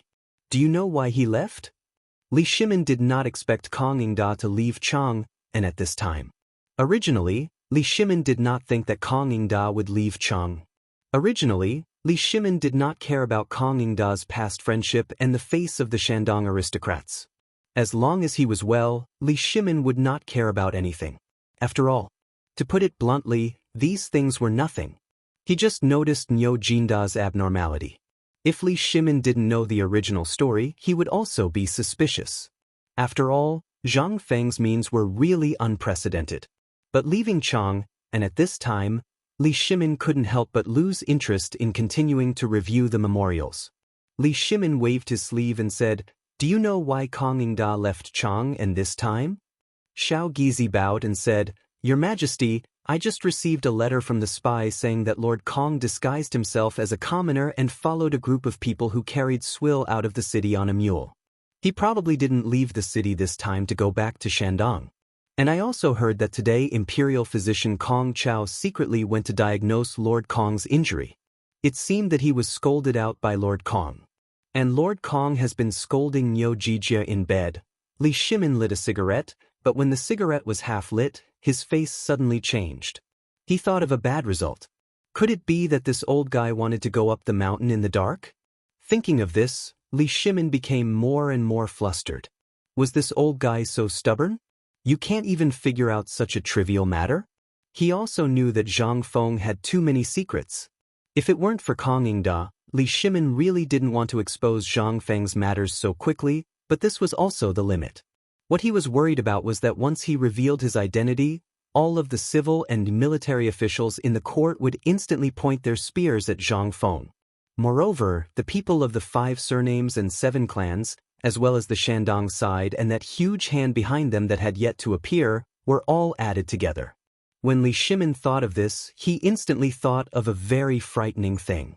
What if the phosphate fertilizer issue was a small matter? If it was exposed, so be it. If this kid didn't know how to keep his mouth shut, then, if Kong Ingda were to ask something, the consequences would be unimaginable. Now Li Shimin had been using the identity of Lao Li to cover up the matter of selecting seeds and increasing the phosphate fertilizer. Moreover, he was also thinking of finding a person who looked similar to him after putting on makeup to replace his Chun's eye. However, this was only one of his previous plans. At this time, if Kong Ingda had other purposes and directly exposed everyone's identity at this time, then the consequences. Li Shimin waved his hand and shouted, "Guards!" Seeing that the emperor was obviously angry at this time, little Gizi hurriedly knelt and said, "This servant is here. Quickly send out the Jinwu guards. Go out of the city tonight and send a message to the Chang and military camp, as well as Yuqigong and Qingyaojing. Tell them to leave now and not let anyone go up Shao Mountain. Anyone who dares to violate this order will be beheaded. Send a message to capture that old man Kong Ingda for me. Only escort him to the prison." Little Gizi had never seen the emperor so decisive. Horrified, he hurriedly turned around and hurriedly went to make arrangements. Little Gizi knew better than anyone the importance of this matter. Once Zhang Feng's identity was exposed, It would cause a chain reaction that would affect the entire imperial court, and even the steel weapons that Prince Zhang made on the mountain would cause chaos in the world. Even if something went wrong and it was spread to the ears of the Tujue spies, then it was conceivable that the Tujue would just watch Prince Zhang make this thing. Would the people of the 5 surnames and 7 clans watch? Would the people of the Guanlong noble clan and Tubo, who had just been urged, be quiet? After all, no one wanted to see a mountain on their head. Moreover, this mountain was covered with fatal poisonous thorns. Little Gizi didn't dare to delay and hurriedly went to make arrangements after leaving the imperial study. How could Li Shimin be in the mood at this time? After wandering around the imperial study for a long time, he waved his hand and said, "Send an imperial decree. Zhang Sun Wuji, Fang Shenling, Du Ruhui, and Wei Zheng are to come quickly." A moment later, in the brightly lit imperial palace, an extremely tense atmosphere instantly fell into an extremely tense atmosphere. The imperial guards and Jinwu guards of the entire imperial palace were also issued in all directions, shuttling back and forth in the imperial palace and the streets of Chang, and before disappearing into the imperial palace and the alleys. However, everything seemed to be a little too late. At this time, Kong Yingda had already taken a document that he had made up and entered an inn in Shao Mountain Market. After entering, Kong Yingda took off the bamboo hat on his head and, like an old man in the fields, patted the dirt off his body and shouted at the waiter who was dozing off at the counter. "Waiter, a good room and a pot of good wine." Chapter 1332. Although the market on Pyrolite Mountain was built in a wide area beneath the mountain wall that led to and from White Deer Academy. In the beginning, this place looked very spacious and desolate. However, after more than 2 months of construction and an endless stream of businessmen found business opportunities, the houses and other things in the market square became more prosperous in Niu Weili's hands.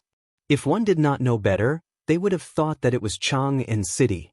The cement road, which was originally wide enough for 3 carriages to drive side by side, was covered with a layer of rubber after the rubber factory moved to the mountain.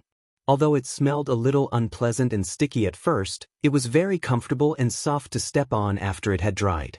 The houses on both sides of the street. Although Zhang Feng had renovated them twice, since Niu Weili came, the first row of shops, such as grain stores, pawn shops, restaurants, and other prosperous shops, were set up. Behind the 2 rows of shops, there were small paths like those in Chang and City. Various snack stalls and markets were hidden in the small paths. On the side near the food factory, there were some exclusive markets for local businessmen in Chang and the Tang dynasty. On the right side near the paper mill, there were houses, shops, and stalls built entirely by foreign businessmen. The whole market looked quite messy, but it was full of exotic charm. In the market, there were all kinds of exotic snacks, drinks, and other things. Even Western region singers were wearing veils on the street, wriggling their red faces to attract businessmen. Although Zhang Feng had already ordered that no slave trading was allowed here, as well as the gambling house, they didn't dare to do so openly. They could only use this kind of dance to attract business. At this moment, Kong Yingda was chewing hard on a piece of naan in his hand. On one hand, he was wandering around the market. On the other hand, he was admiring the scenery. More importantly, he was looking for something to give to Zhang Feng. Evidence to convict Niu Jinda. He had gone to the food factory early in the morning. However, he was almost caught by the patrolling officers. Last night, in the middle of the night, Kong Yingda heard a series of horse hooves outside the window. Kong Yingda didn't need to think to know that the emperor should know that he came here. Therefore, at this moment, only the merchants of the western regions could stroll around the smelly streets of the marketplace. It was the perfect shelter.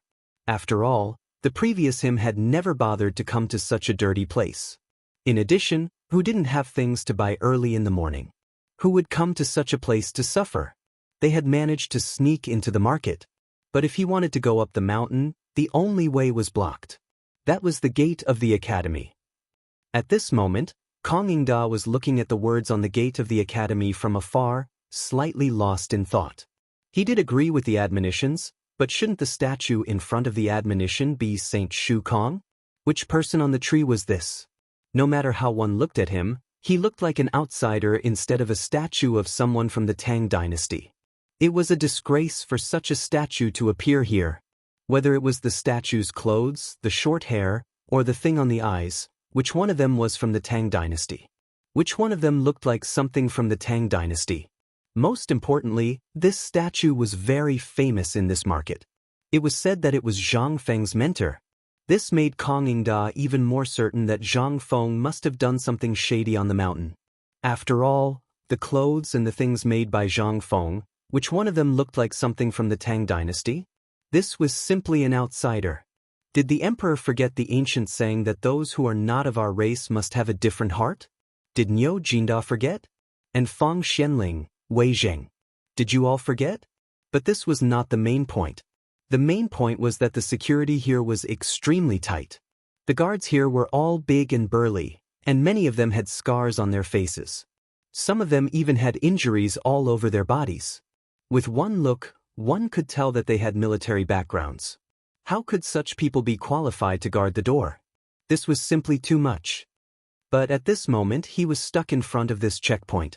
The next step was White Deer College. At this time, Kong Yingda was sitting under a willow tree with a crooked neck, staring at the door in a daze. He didn't notice that behind him, an old man with a crutch was staring at him with narrowed eyes. The old man was the old village chief.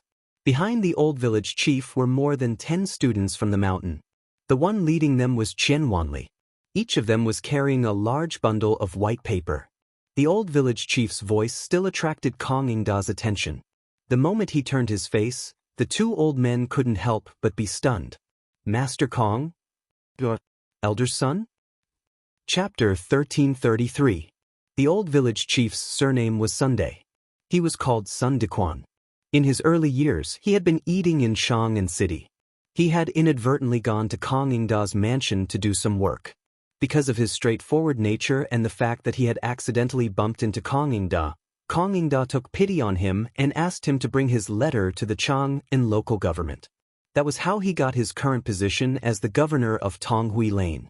He was equivalent to the village chief of a small village. Although he didn't care much, he ran errands for the government and coordinated some trivial matters in the entire market. After all, he couldn't go to the county government for trivial matters, right? Wouldn't that tire the county magistrate to death? The monthly salary wasn't much, only 30 copper coins. However, this was considered a profitable business in Chang'an City. The key was that he didn't care about anything. He didn't have to pay taxes. The old village chief had always been grateful to Kong Yingda. Although the old village chief would send his son to Kong Yingda's mansion every year during festivals, but he wasn't liked even if he went. This was something that the old village chief had always been brooding about. But today, the old village chief didn't notice him at first. He just mistakenly thought that this old man was the father of a student who wanted to go up the mountain to see his son. He saw this kind of thing every day. At this time, the matters of Tonghui Lane were inherited by his son. But this Shao Mountain market was basically his alone. He could be considered the manager of the entire White Deer College. He had to take care of everything. After all, in his opinion, this was the business of Feng Zi. If he didn't have someone to take care of it for him, with Zhang Feng's personality, it would have been over long ago. How could the old village chief not be surprised to see his old benefactor again? He hurriedly sized Kong Yingda up and said, "Kong Yingda, do you mean?" What could Kong Yingda say? He stuttered for a long time but couldn't say anything. Seeing this, the old village chief turned around and said, "Kid Qian, quickly take these pieces of paper and hand them to Feng Zi personally. I met a benefactor here. I'll go up the mountain later." Qian Wanli didn't notice Kong Yingda either. He only thought that Kong Yingda was just an old farmer who wanted to make a living here. He saluted Kong Yingda and hurried up the mountain. After all, he was carrying 100 kilograms of paper on his back. It was pressed down. After sending the few people away, the old village chief said warmly, "Kong Gong, it's rare for you to come here."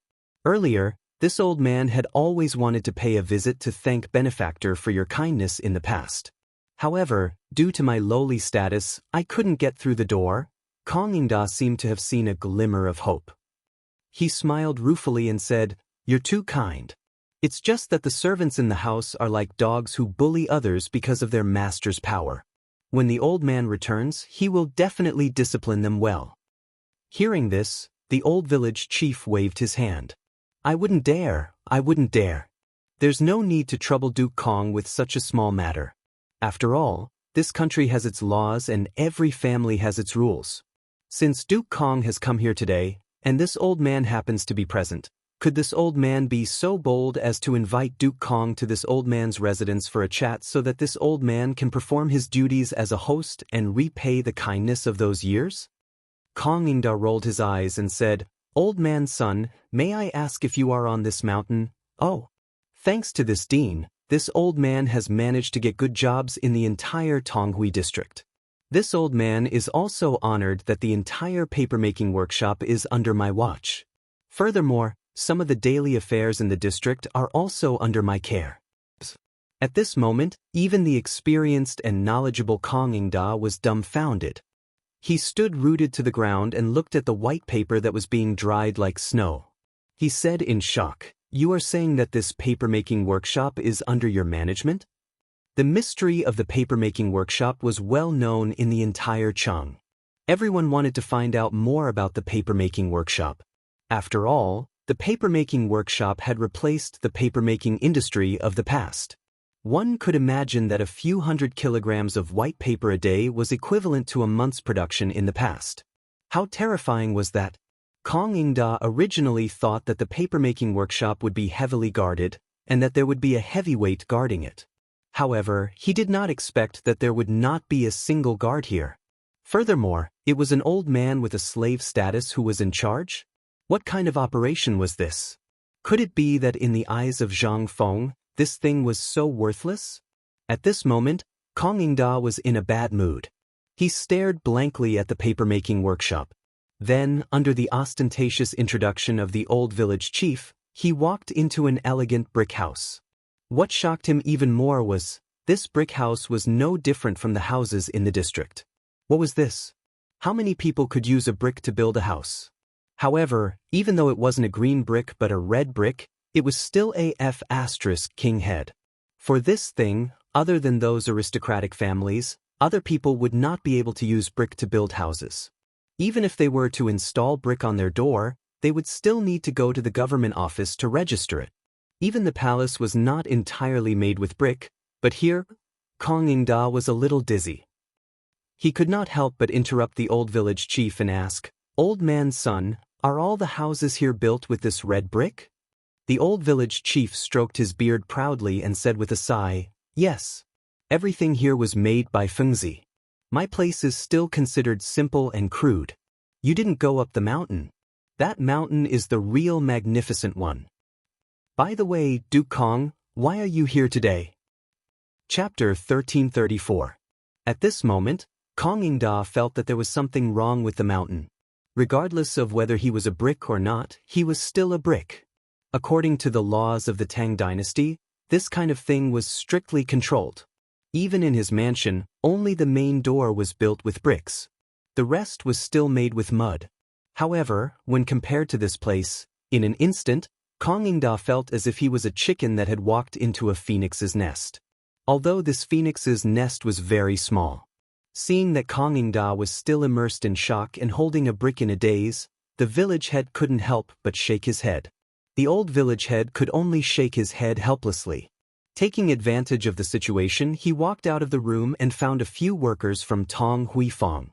He had them bring a slip of paper and hurriedly went to the food factory to arrange the food. After all, the food factory was no longer the same as before. At this time, there were no pigs to be killed in the food factory. Basically, it was used to make cooked food and to prepare braised food for the restaurants opened by the Guanlong aristocrats in Cheng.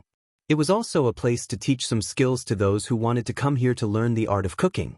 To put it bluntly, this was the kitchen for the thousands of people in White Deer College. It was also the place where the students on the mountain learned the art of cooking. When the village head returned to the house, Kong Ingda had already returned to normal. He lowered his head and smoked fiercely. The comfort in the old village head's heart could not be described with words. He could finally breathe a sigh of relief for once. Seeing that old son had returned, Kong Ingda asked, Old son, you're saying that you're in charge of this paper mill and the market on the mountain? The old village head silently laughed and said, "This is all because Feng Zi knows how to take care of the elderly.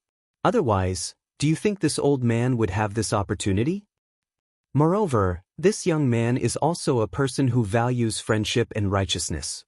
I'm basically in charge of all the trivial matters on the mountain." As he spoke, the old village head sized up Kong Ingda and said, "Kong Ingda, judging from your appearance, are you retiring?" Kong Ingda was shocked. Did he know about yesterday's incident? He hurriedly and cautiously asked, "What do you mean?" The old village head carefully closed the door and then said in a low voice, "This morning, the person who went to Chang'an city to deliver goods said that you were dismissed by the emperor yesterday. Is there such a thing?" Kong Ingda didn't know how to answer. He asked carefully, "Who did you hear this from?" "The news has spread all over Chang'an city. Don't you know? I heard that you had an argument with His Majesty yesterday, and then His Majesty. Of course, I don't believe it. After all, you are a virtuous minister. Not only me, but many people in Chang'an city are talking about it. There are also many people on the mountain talking about it." Hearing this, Kong Ingda nodded in relief. He sighed, "That's right. Yesterday, in the imperial court, I was indeed at odds with the opinions of several dukes. In addition, I was tricked by Nyo Jinda, that boorish fellow. That's why Tsai." The old village head's face darkened when he heard this. He scolded, "That old bastard, don't let old man meet him. If the old man meets him, he will definitely give him a good scolding. How can such a loyal person like Kong Gong be wronged like this? No, let's go. Kong Gong, come with me to the mountain. Today, I don't care about my face. I will definitely ask the dean to write a lawsuit for you in person to redress your grievances. Don't you know that the dean and Lord Zhang's son know each other? And you didn't see it last time. Even the Hongwen Guan, the Imperial College, Li Shaogong, Prince Li, and Duke Chen all came to the mountain, and the four great Confucians. Presumably, you came to the mountain this time for this matter, right? Or do you want to find a job on the mountain? Let me tell you, although this Feng Zi looks careless, he respects people with great knowledge like you very much. If you go up the mountain, Feng Zi will be so happy that he won't be able to sleep." The old village had boasted about Zhang Feng and was about to pull Kong Ingda up the mountain. However, Kong Ingda, who knew about this matter, came to find evidence. Why would he want to go up the mountain at this juncture? Moreover, with old man's son here, there would be no problem going up the mountain. Even in terms of safety, where could there be a safer place than here? Most importantly, who in the imperial court didn't know about the collusion between Duke Chen and the crown prince? How dare they come here? There must be a conspiracy behind this. Plus Li Shaogong, who are you people? If this isn't rebellion, then what is? However, it was obvious that the old village head must know a lot of secrets. Therefore, Kong Ingda didn't want to go up the mountain. Instead, he patted the old village head and said, "Old man's son, calm down. Old man is tired. It won't be too late to go up the mountain after resting here for a while." The old village head finally reacted. He hurriedly asked, "Duke Kong, this time you are?" Kong Ingda nodded with a smile. "Forget about the matters of the government. This old man is already so old, I wish to find a quiet place to spend my remaining years in secret. I've long heard of the White Deer Institute, and thus, I decided to disguise myself and come here today to take a look. Although I haven't even ascended the mountain, the sight of the city square has already given me a fresh impression. This Zhang Feng is indeed a genius, and it seems like all of this is due to your efforts." The old village head laughed loudly and waved his hands. "You're too kind. All of this was done by Feng Zi. Let me tell you, Feng Zi is doing something big on the mountain right now. You mustn't tell others about it." Chapter 1335. That was what Kong Ingda wanted to hear. He hurriedly asked, "Old son, don't worry. I, Kong Ingda, am not that kind of junior. How can I do such a thing? Tell me, what is Prince Zhang doing on the mountain? Is he using the unprecedented teaching method again?" The old village head shook his head like a rattledrum. He didn't notice that Kong Ingda, the old fox, was tricking him. "Kong Ingda, you are wrong. Feng Zi has already handed over the teaching to the 4 great scholars. At this time, there are only a few small chores following Feng Zi. By the way, the boy surnamed Qian you saw in the market just now is Feng Zi's student. Then Prince Zhang is? The old village head leaned close to Kong Yingda's ear and said mysteriously, didn't they just hold the autumn planting ceremony a few days ago? During the autumn planting ceremony, Feng Zi took some people up the mountain. I didn't know what they were doing, but yesterday I saw Feng Zi with my own eyes. He was making something called phosphate fertilizer. And it's all done by those guys. They're wearing something called a mask. They don't even let others see it. It's quite mysterious. I wanted to go and take a look, but I was yelled at by Feng Zi. He said that if you don't wear a mask, you'll be poisoned. Phosphate fertilizer? Hearing that, Kong Yingda couldn't help but frown slightly. Then, did Prince Zhang say what phosphate fertilizer is? I asked him. He said it was a good thing that could double the yield of the farmers in the field. Buzz! Kong Yingda's head suddenly exploded. He had heard that Niu Jinda had once gone to look for an iron mine and seemed to have brought back something. However, the dozens of people he had brought back were basically all dead by the time they returned. Moreover, he had fallen ill and said that he had been poisoned. Could it be? Was this what Niu Jinda was trying to get? Wasn't this thing poisonous? Why could it increase the grain yield? This was simply unreasonable, okay? Everyone knew that something watered with poison was also poison. Who dared to eat it? How could this thing become something that could increase their income? This is simply an attempt to exterminate the people of the Tang dynasty. What kind of vicious heart could do such a thing? Instantly, Kong Yingda was so angry that his entire body was trembling. Old man's son, is what you said true? The old village chief still didn't notice Kong Yingda's cold and angry eyes, saying without hesitation, it's all true. And Feng Zi has already planted a lot of them. The dozens of acres of experimental fields on the mountain have all used this stuff. This time, Kong Yingda was even more certain of his thoughts. There must be something shady going on this mountain. Otherwise, it would be too bizarre. Thinking of this, Kong Yingda asked solemnly, Old man's son, we've known each other for a few years, right? The old village head didn't know what Kong Yingda meant. He hurriedly nodded and lamented, this old man has been working in your residence for 3 years. Counting now, it's been 5 years. If it wasn't for that time. Before the old village head finished speaking, Kong Yingda said, then, have you ever seen this kind of thing? Although my Kong mansion is not as good as the Imperial Palace, I can still have a panoramic view of everything in the world. But today, you want to deceive old man like this. Forget it, forget it. I'll just pretend that I didn't see you today. I'm leaving. How could the old village head be Kong Yingda's opponent? At this time, he was even more confused. He hurriedly stopped Kong Yingda and said, Mr. Kong, what do you mean? Kong Yingda was so angry that he rolled up his sleeves and said, you said that this thing is poisonous, but you also said that this phosphate fertilizer can double the income of the Zhuang family. Do you think that this old man has never farmed before and doesn't know these things? This time, the old village head was anxious. He spread out his hands and said, no, no, no, that's not what I mean. Listen to me. If you really can't do it, you can go up the mountain with me to see their experiment. Then you'll understand. You just said that it's poisonous. Now you're asking the old man to go. Are you trying to harm the old man? Forget it, forget it. Just pretend that old man didn't save you in the first place. After saying that, Kong Yingda was about to leave again. But how could the old village head let his savior leave like this? He hurriedly pulled Kong Yingda and said, Mr. Kong, listen to me. That thing is indeed poisonous, but that's what they're doing now. I don't know where Feng Zi got some strange transparent glass bottles from. After burning the powder of the ore in the fire, that thing turned into smoke. Don't you think it's strange? Zhang Tai said with a smile. That thing is indeed poisonous. But that's what they're doing now. Then it settled down in a jar filled with water along the pipe and became phosphate fertilizer. And I've seen this thing with my own eyes. It's really not poisonous. If you really don't believe me, you can go up the mountain with me now. Let's go find Mr. Bosher. Mr. Bosher and Dr. Sun have seen it before. Dr. Sun has also tasted this thing. He's fine now. This time, Kong Ingda was shocked again. He believed that the old village head wouldn't lie to him. After all, if it weren't for him, Old Man Sun would have been gone by now. After thinking about it, Kong Ingda asked, "What you said, is it true?" "I swear to God. If there's half a lie, I'll die a horrible death."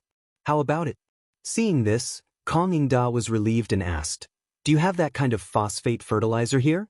Can you give some to Old Man?" When the old village head saw that Kong Ingda was no longer angry, he smiled mysteriously and said, "If it was someone else, this old man wouldn't give away such a precious thing. But since you've spoken, I really do have a little. Originally, I wanted to get it from Feng Zi for the vegetable garden, so I'll give it to Kong Gong." Chapter 1336. At this moment, Kong Ingda was so excited that his whole body was trembling. He really didn't know that this thing would come so easily. What was this? This was his chance to turn the tables. At this moment, he even imagined the emperor's furious expression when he saw all this, and the things hidden behind those dukes. As long as this thing came out, wouldn't the emperor not think of it? Currently, while his imagination was running wild, the old village chief had already mysteriously taken out an oiled paper bag the size of a bowl from under the bed. After carefully opening it, a pungent smell wafted out, causing Kong Ingda's expression to change. Seeing this, the old village chief chuckled and said, "Kong Gong, there is no need to panic. Although this thing smells bad and pungent, it really isn't poisonous." Hearing this, Kong Ingda carefully approached. After looking at the snow-like thing, he was even more certain of his thoughts. However, he still asked again, "Old Man Sun, this is a serious matter. Don't lie to me." The old village chief's face stiffened and was about to swear again. However, at this moment, there was a knock on the door. It was the worker who brought in the food. The old village chief hurriedly wrapped the oiled paper bag and handed it to Kong Ingda to open the door. At this moment, Kong Ingda had obtained the evidence. How could he be in the mood to stay? He hurriedly clasped his hands and said, "Old Man Sun, it's getting late. Old Man Sun still has to go back to teach the students. I will consider your matter carefully. After all, although the old man has been admiring the mountain for a long time, I still have to trouble you to deal with him for me. After all, I'm already so old." Hearing this, the old village chief was overjoyed and said, "You're too kind. Why don't you come up the mountain with me now? It won't take long. Moreover, Feng Zi likes to make friends. That won't be necessary. I really have something to do. Farewell." Without waiting for the old village chief to finish speaking, Kong Ingda had already hurriedly walked out of the door. When the old village chief came back to his senses, Kong Ingda had already disappeared from the door. The old village chief looked at the table full of dishes and hurriedly shouted, "Kong Gong, please eat before you leave." Meanwhile, Gong had personally led his men to search through Mount Shao Market as well as the surrounding areas. However, they still hadn't found a single trace of Kong Ingda. At this moment, Gong and Cheng Yaojin were standing at the entrance of White Deer College in a daze. "I say, old Yu, do you think this old man went up the mountain?" Cheng Yaojin said with some uncertainty. After all, Zhang Feng had not been alerted to the current situation. If Kong Ingda were to find out about this, it would be troublesome if Kong Ingda were to expose their identities in a moment of desperation. Therefore, since last night, starting from Chang and City, Cheng Yaojin and Zhang Wuji had carried out a carpet search.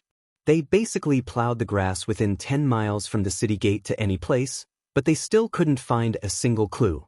Until now, the 3,000 elite soldiers didn't even blink their eyes. Moreover, they had just found out from the guards that an old man had brought the Imperial College's document up the mountain last night. As a doctor from the Imperial College, Kong Ingda was naturally capable of this. Moreover, the seal of the document was on him. Did this mean that Kong Ingda had already gone up the mountain last night while they were searching the perimeter? Most importantly, no one had expected Kong Ingda to be so fast last night.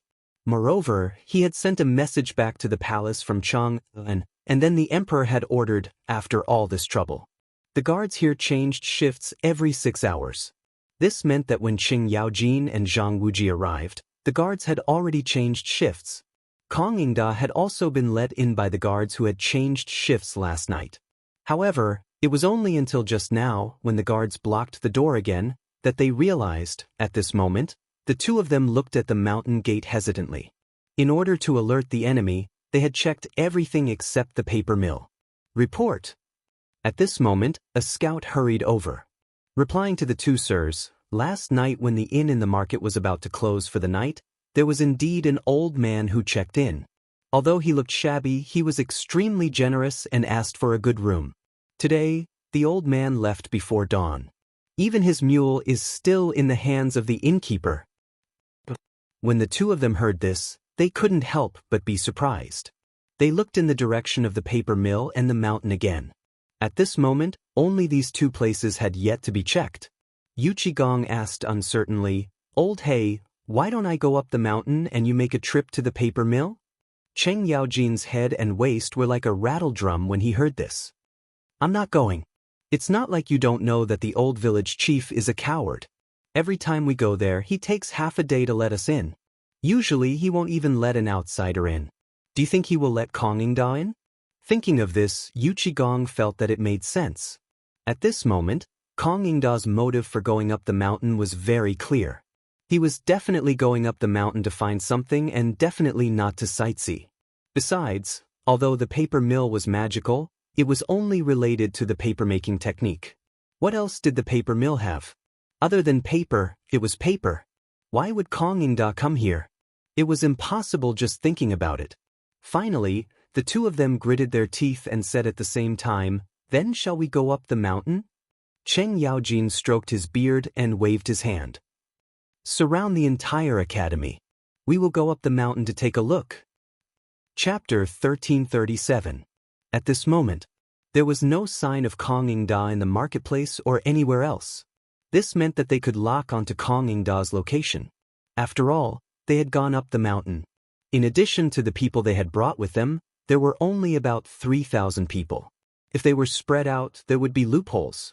Thus, Cheng Yaojin's arrangement seemed the most reasonable at this moment. However, the two of them had missed out on the paper mill. The moment the two of them went up the mountain, Kong Ingda once again followed the crowd and entered the street where the merchants were. He knew that at this moment, there would be many people looking for him. However, he did not know that in the entire marketplace, other than the main street, there was basically no sign of the Imperial Guards or the Chang'an garrison, let alone in such a suffocating place. Kong Ingda did not return to the inn to find a mule. Instead, he found a group of merchants who were preparing to leave the mountain. He only paid 1 ingot of silver for them to put him into the compartment of a carriage. On the other side, as soon as Cheng Yaojin and Li Chengqian went up the mountain, they ran into Li Chengqian who was preparing to go down the mountain. Seeing this, Li Chengqian asked in surprise, "Uncles, what are you doing here?" The two of them were startled. Yuchigong hurriedly asked, "Has Fengzi been with you all this time?" Li Chengqian did not know what Yuchigong meant, but seeing his extremely serious expression, he hurriedly said, "Yes. We've been together since this morning, and Fengzi has been. Let me ask you, has Kong Ingda gone up the mountain?" "Hm?" Li Chengqian was instantly taken aback. He knew about Kong Ingda's matter yesterday, and he also knew about what had happened at the foot of the mountain. Now, he was going down the mountain to see what was going on. However, how could he have known that before he even went down the mountain, he would run into this matter? He hurriedly said, "I heard about this matter last night, and I also made arrangements on the mountain. I am going down the mountain for this matter. How could I have known that I would run into the two of you here? Could it be that Kong Ingda has not gone up the mountain? Or could it be that there has been a mistake? Is he trying to set up a trap and then take the opportunity to return to Shandong?" Yuchigong and Li Chengqian's expressions changed greatly. Yuchigong hurriedly asked, "Are you saying that Kong Ingda has not gone up the mountain? Why would I joke about such a thing?" This time, Yuchigong and Cheng Yaojin were in a bit of a predicament. Kong Ingda had returned to Shandong, but why would he appear in the market? But if you really want to go back to Shandong, you can talk to the emperor about it. After all, the emperor would allow it, so there was no need to be so sneaky, right? Most importantly, this matter was too inconceivable. Not at the foot of the mountain. Not on the mountain either. Even if you said you were going back to Shandong, you wouldn't have to set up a maze on the mountain, would you? Thinking of this, Yu Qigong slapped his thigh and said, "Not good. He must have gone to the paper mill. Let's go to the paper mill." Thinking of this, Li Qingqian and Cheng Yaojin's expressions instantly changed. Kong Yingda came from a landowning household in Shandong province and was also a doctor from the Imperial College. White Deer College had a cooperative relationship with the Imperial College. If he came to the paper mill with documents, the old village chief and Qian Wanli might not be able to stop him. Thinking of this, Li Qingqian also remembered that Qian Wanli had gone up the mountain just now. He hurriedly shouted, "Quickly go down the mountain. I'll go ask that kid Qian Wanli. An hour before you came, that kid came up the mountain." Originally, the old village chief also came with him. He said that he met an acquaintance. Thinking of this, Yu Qigong and Cheng Yaojin couldn't stand still. They rushed down the mountain as if they were flying. They didn't know that this old thing really knew how to hide. He actually hid in that place. Why didn't he separate just now? This was great. They were dead meat. While the two of them were lost in their thoughts, Li Qingqian hurriedly returned to the farm. On the second floor of the farm, Zhang Feng was discussing something with Qian Wanli and the others. Seeing this, Li Qingqian hurriedly shouted, "Qian Wanli, did you just say that the old village chief met someone?"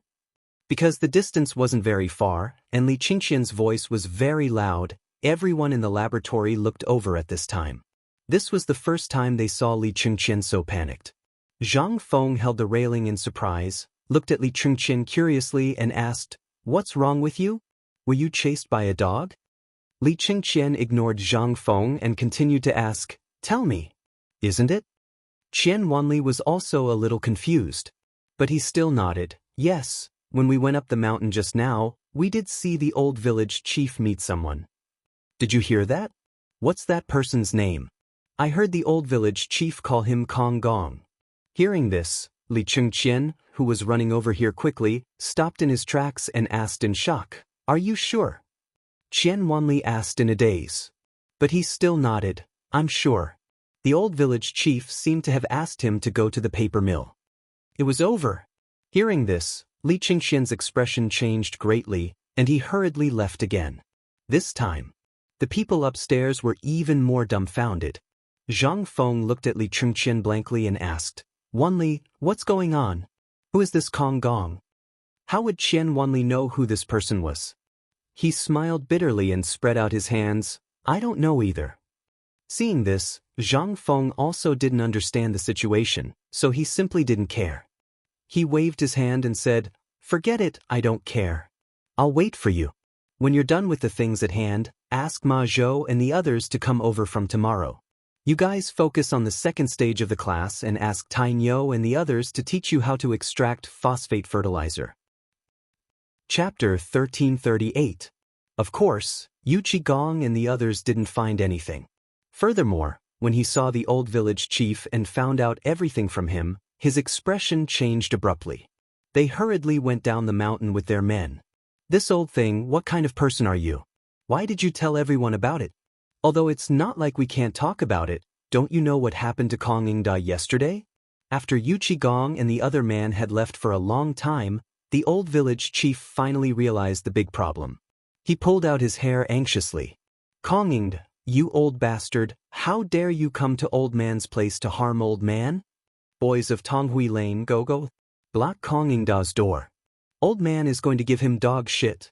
The old village chief told them the whole story while everyone was still in a daze. This time, everyone was completely stunned. Who was Kong Yingda?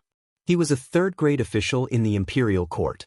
Yesterday, he was dismissed by the emperor because he wanted to impeach Zhang Feng.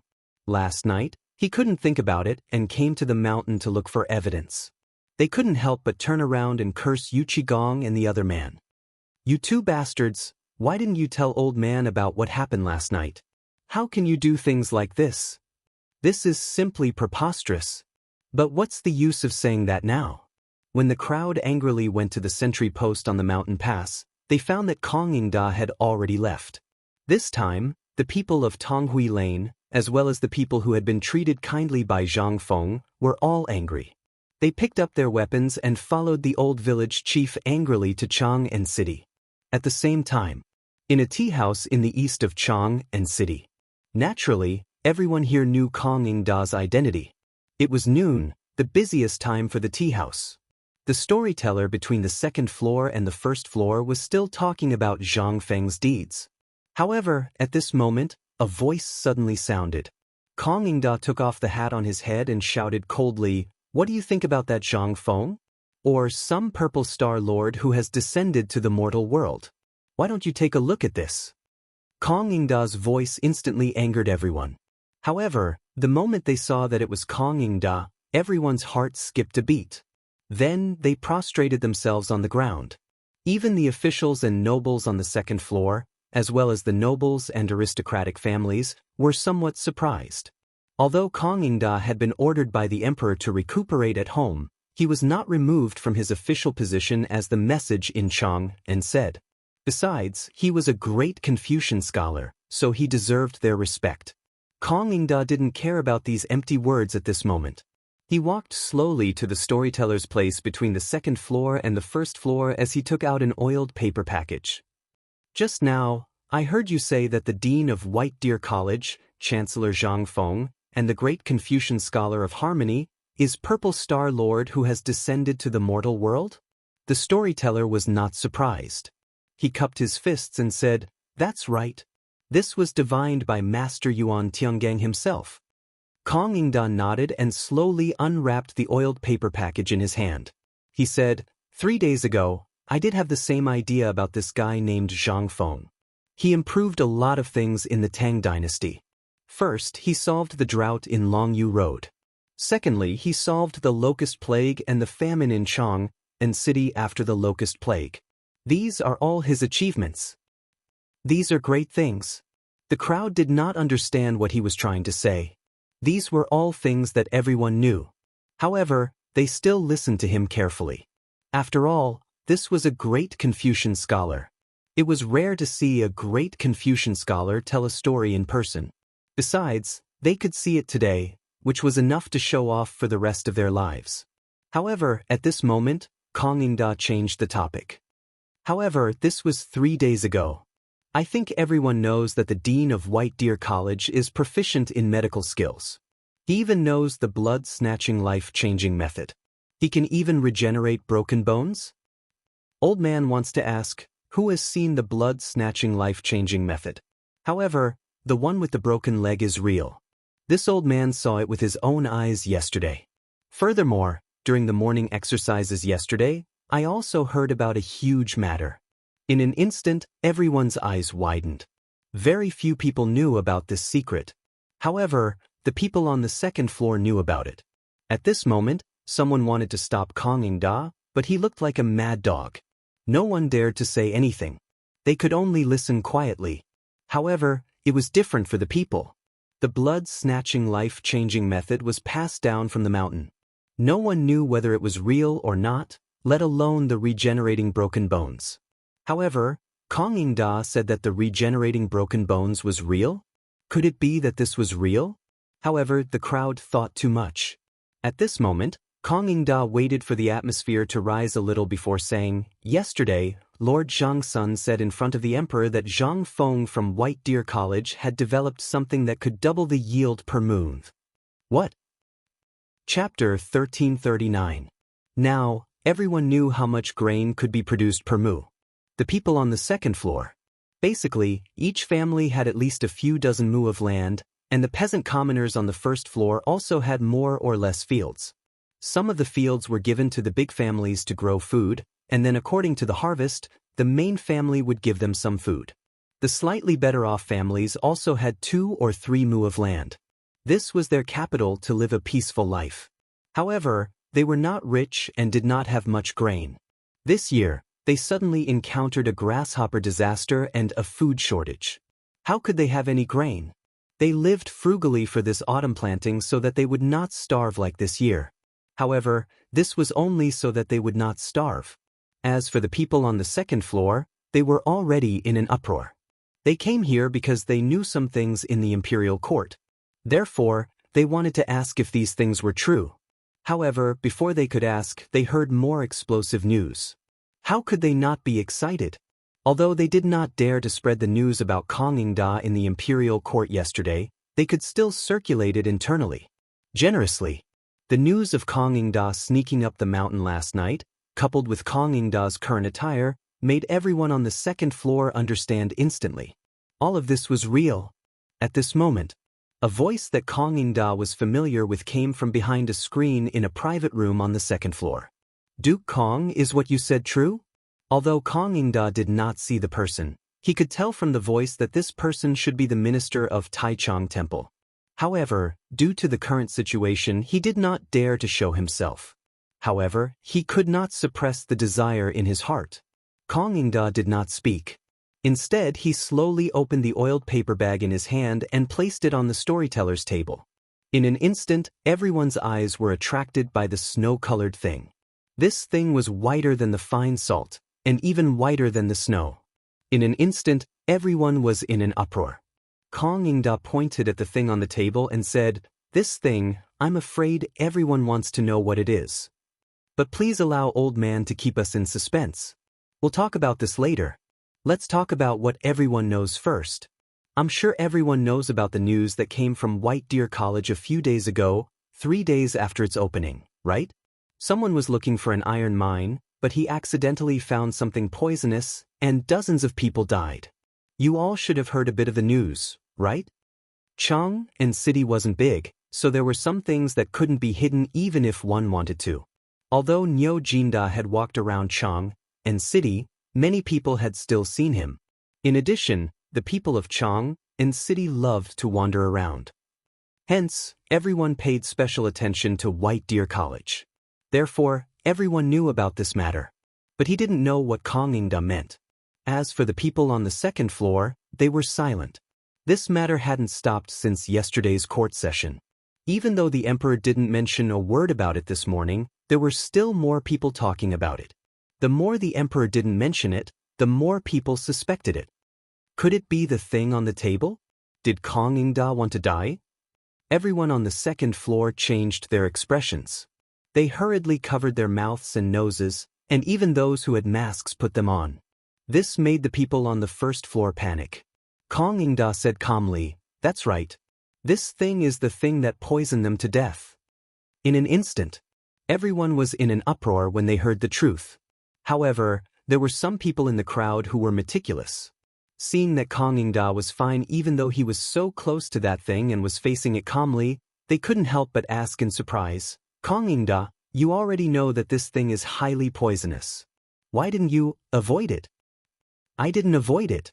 Old man knows that after today, old man won't be able to keep his head. In that case, why would old man care about it? As long as I can expose their conspiracy, this old man will pay a visit to His Majesty later and present this thing to His Majesty personally. I will tell His Majesty everything I saw on the mountain today. I believe that His Majesty will make a decision." Kongingda, you're really careless. But was this thing really the poisonous thing? But didn't you just say that this thing will increase the grain yield? What do you mean? I hope you can explain it to me, Kongingda. Seeing this, Kongingda grabbed a handful of phosphate fertilizer and said, "This thing is called phosphate fertilizer. People on the mountain said that once this thing is applied to the ground, it will increase the grain yield. But think about it. If it's poisonous, even if it can increase the grain yield, so what? After all, this thing is watered with poisonous things.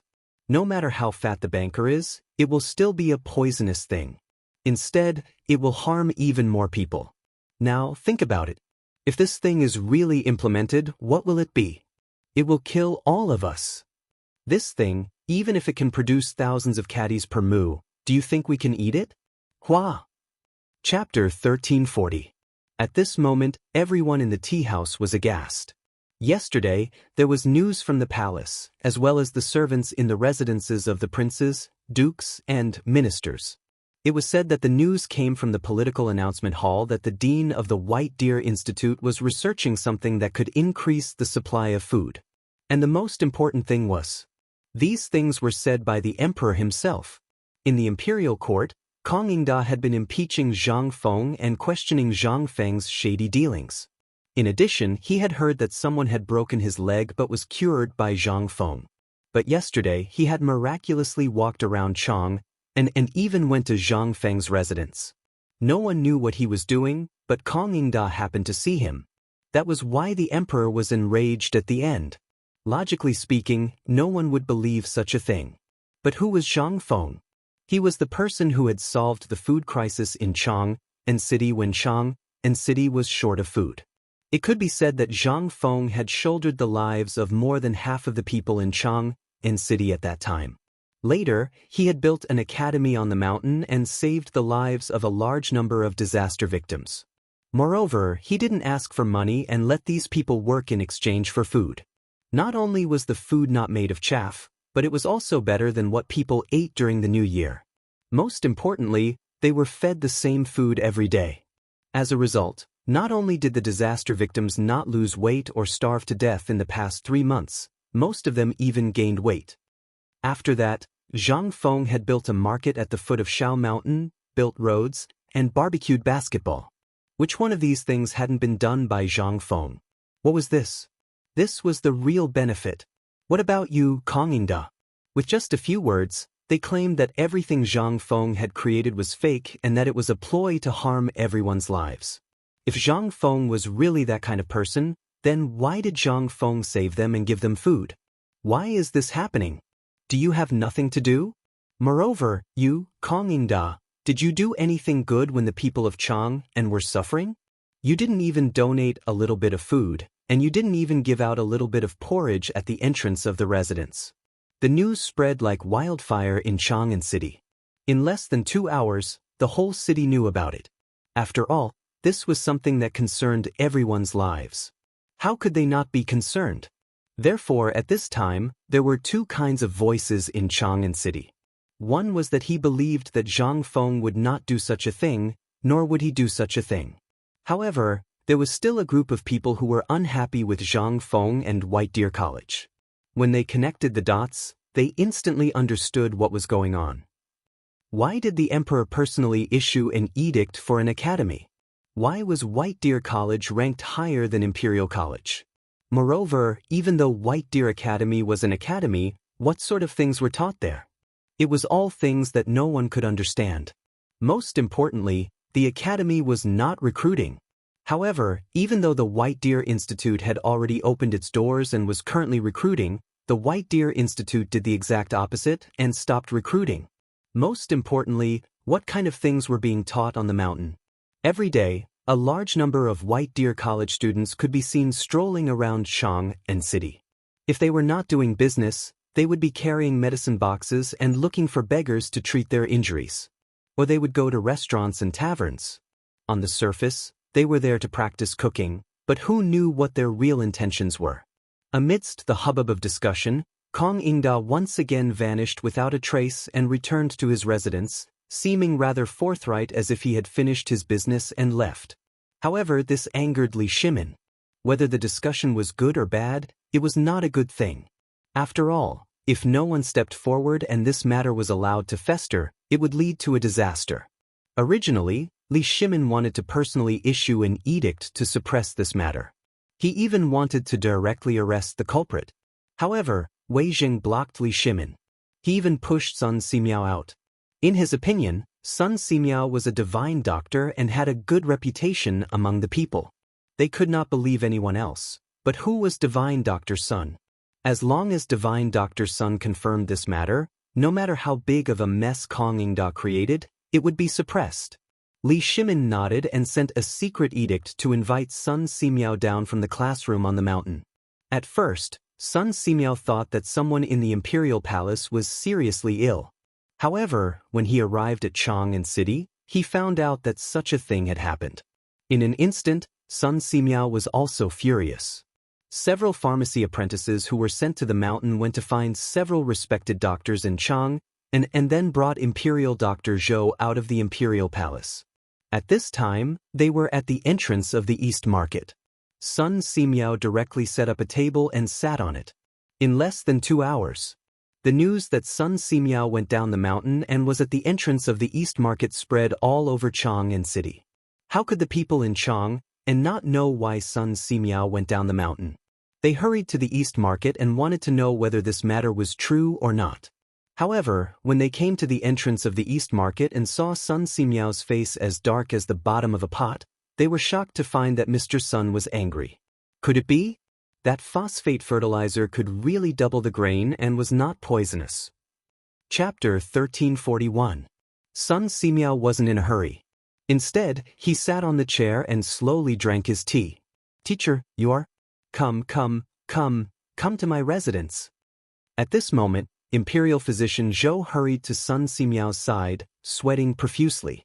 Sun Simiao coldly glanced at Imperial Physician Zhou, the group of Imperial physicians behind him, and the doctor who was rushing over. He said, "Old man didn't ask you for anything before, but he said that being a person is like practicing medicine." But today, when the old man was recuperating on the mountain, he heard those filthy words. Hearing this, Imperial Physician Zhou and the others turned pale and bowed. They didn't dare to move. The onlookers, as well as the soldiers patrolling the streets, looked at Sun Simiao with reverence. They didn't dare to speak. After all, Sun Simiao's reputation was too great. Today, this old man is not here for anything else. I don't want to know who is the one who thinks that phosphate fertilizer is poison and wants to plant poisonous food to harm people. Who is the one who spread such rumors? Old man only has one thing to say. I'm sure all of you are more aware of what White Deer Academy is doing than this old man. Regardless of whether it's the rescue of the refugees or the opening of the market, we haven't collected a single copper coin from you. What is this? Do you really think that Prince Zhang Feng is rich and overbearing? This is because Prince Zhang is kind-hearted. Otherwise, do you think he would spend so much effort? We are talking about the matter on the mountain.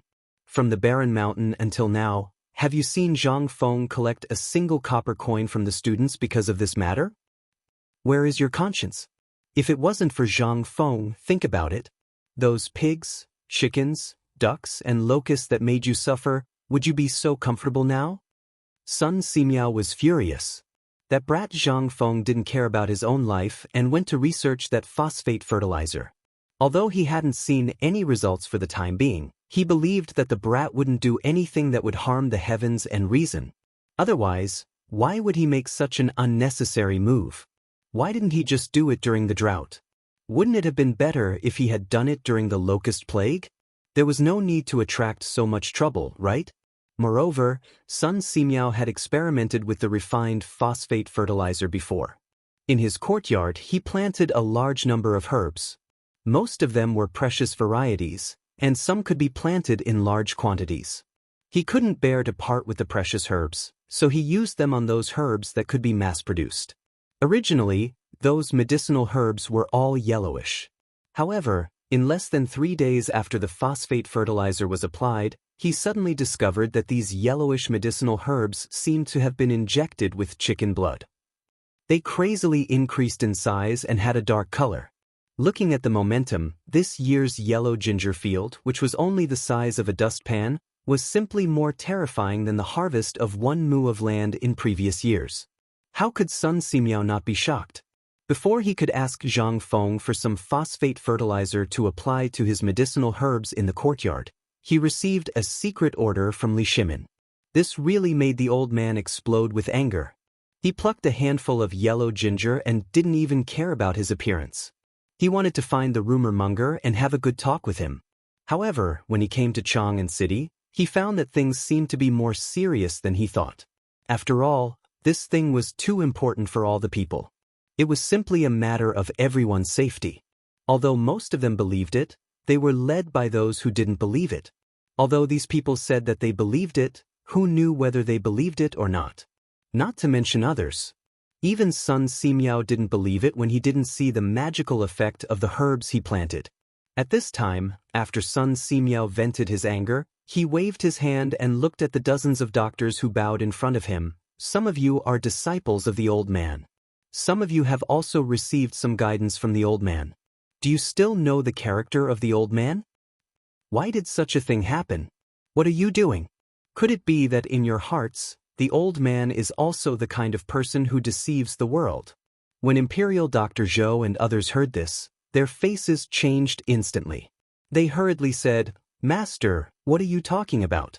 When the rumors started to spread, we had already stood up, but we couldn't do anything. Sun Simiao looked at them coldly with his hands behind his back and said, "But you have no evidence? That is to say, even you don't believe that this thing is true?" Sun Simiao looked around and nodded. "I can't make a conclusion without seeing the thing itself." The old man didn't believe what Zhang Feng said before, but now the old man believes it. It turns out that all the compliments to the old man for so many years were perfunctory. Forget it.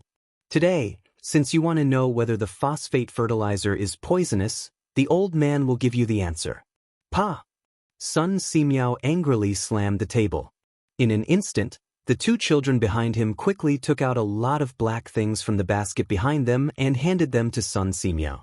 Sun Simiao raised the yellow ginger in his hand and said, "This thing, I believe you all know what it is, right?"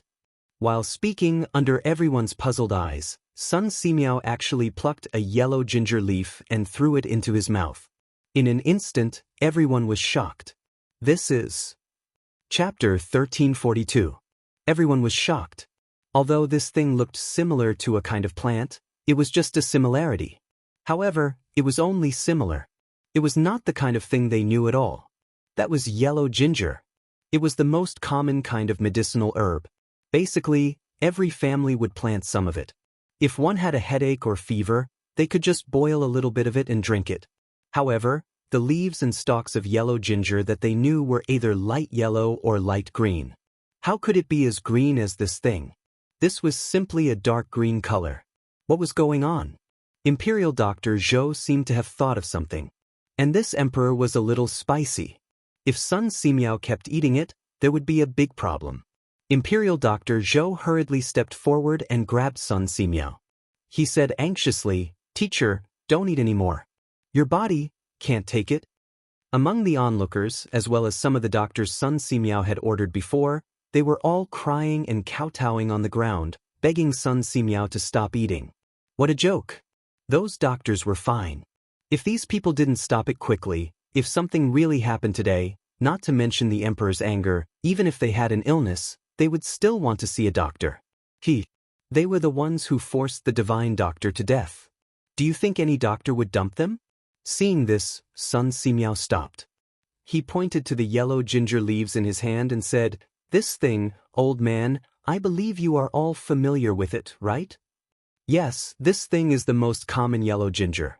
But you may ask, at this time, it is impossible for yellow ginger to grow so strong, so high, and so green, right? At this time, Sun Simiao didn't need to say anything. They understood in an instant. Was this all thanks to the phosphor fertilizer? Damn it, how is this possible? Imperial Dr. Zhou hurriedly asked, "Teacher, how long has the phosphate fertilizer been used for this yellow ginger? And those precious medicinal herbs in your courtyard, were they all used phosphate fertilizer? Is this the effect of phosphate fertilizer?" Sun Simiao nodded. He said proudly, "That's right. The old man did use phosphate fertilizer. Originally, the old man was like all of you. He didn't believe that this stuff could have such a miraculous effect. Last time, at the end of the worship ceremony, that kid gave the old man some. The old man was a little reluctant, so he took it back and sprinkled it on the yellow ginger. But who would have thought that after just a few days of not paying attention, this thing gave this old man a big fright this morning. Originally, this old man wanted to pour in some of those precious medicinal herbs. In this way, not only would the production of all those precious medicinal herbs increase greatly, if in the case of that kind of illness, we wouldn't be in the predicament of not being able to find the medicinal herbs even though we have the prescription. However, old man was on the mountain. He heard someone say that this thing was poisonous. The old man now wants to ask, look at the old man eating this thing for such a long time. Is what the old man ate fake? Look at the old man. Do you see any signs of poisoning? Who is spreading this rumor? This old man will once again announce to the world that I don't care who spread this rumor, and I won't investigate. However, from now on, this old man will add another rule to this old man's rule. From now on, the Confucius family, the Shandong gentry, and the old man will never take a step into them. After that, Sun Simiao waved his sleeve and left angrily. This time, the whole East Market fell into a dead silence. Sun Simiao's status at this time could be said to be on an equal footing with the emperor. He also got the title of miracle-working doctor with his medical ethics and medical skills. In his life, he had never fought with anyone, let alone made enemies with others. Today's matter was the first time Sun Simiao had encountered such a thing. It was also the first time everyone saw Sun Simiao so angry. Was this still the friendly divine Dr. Sun? If divine Dr. Sun were to remember his appearance today then? What if he had a headache or fever in the future? What if he didn't treat him? At this time, everyone panicked in an instant. Imperial Dr. Zhou rolled his eyes and seemed to understand Dr. Sun's meaning. He sighed sadly and looked at the people who were quietly leaving, saying, "The old man is the supervisor of the Imperial Hospital and the disciple of my teacher. My teacher's words are the words of the Imperial Hospital. From now on, unless the Emperor and the Crown Prince give an order, the old man will never take a step into the Confucius family. And he will not take a step into any Shandong gentry." At this time, everyone was inexplicably shocked. Did they directly fall out with each other? And it was with Dr. Sun and the Shandong gentry? What did this mean? At this time, everyone thought of an important thing. That was, why was Sun Simiao angry? Why did he eat yellow ginger in public? Wasn't all this because of the phosphate fertilizer? That was to say, the phosphate fertilizer was really effective, right? At this time, everyone couldn't calm down.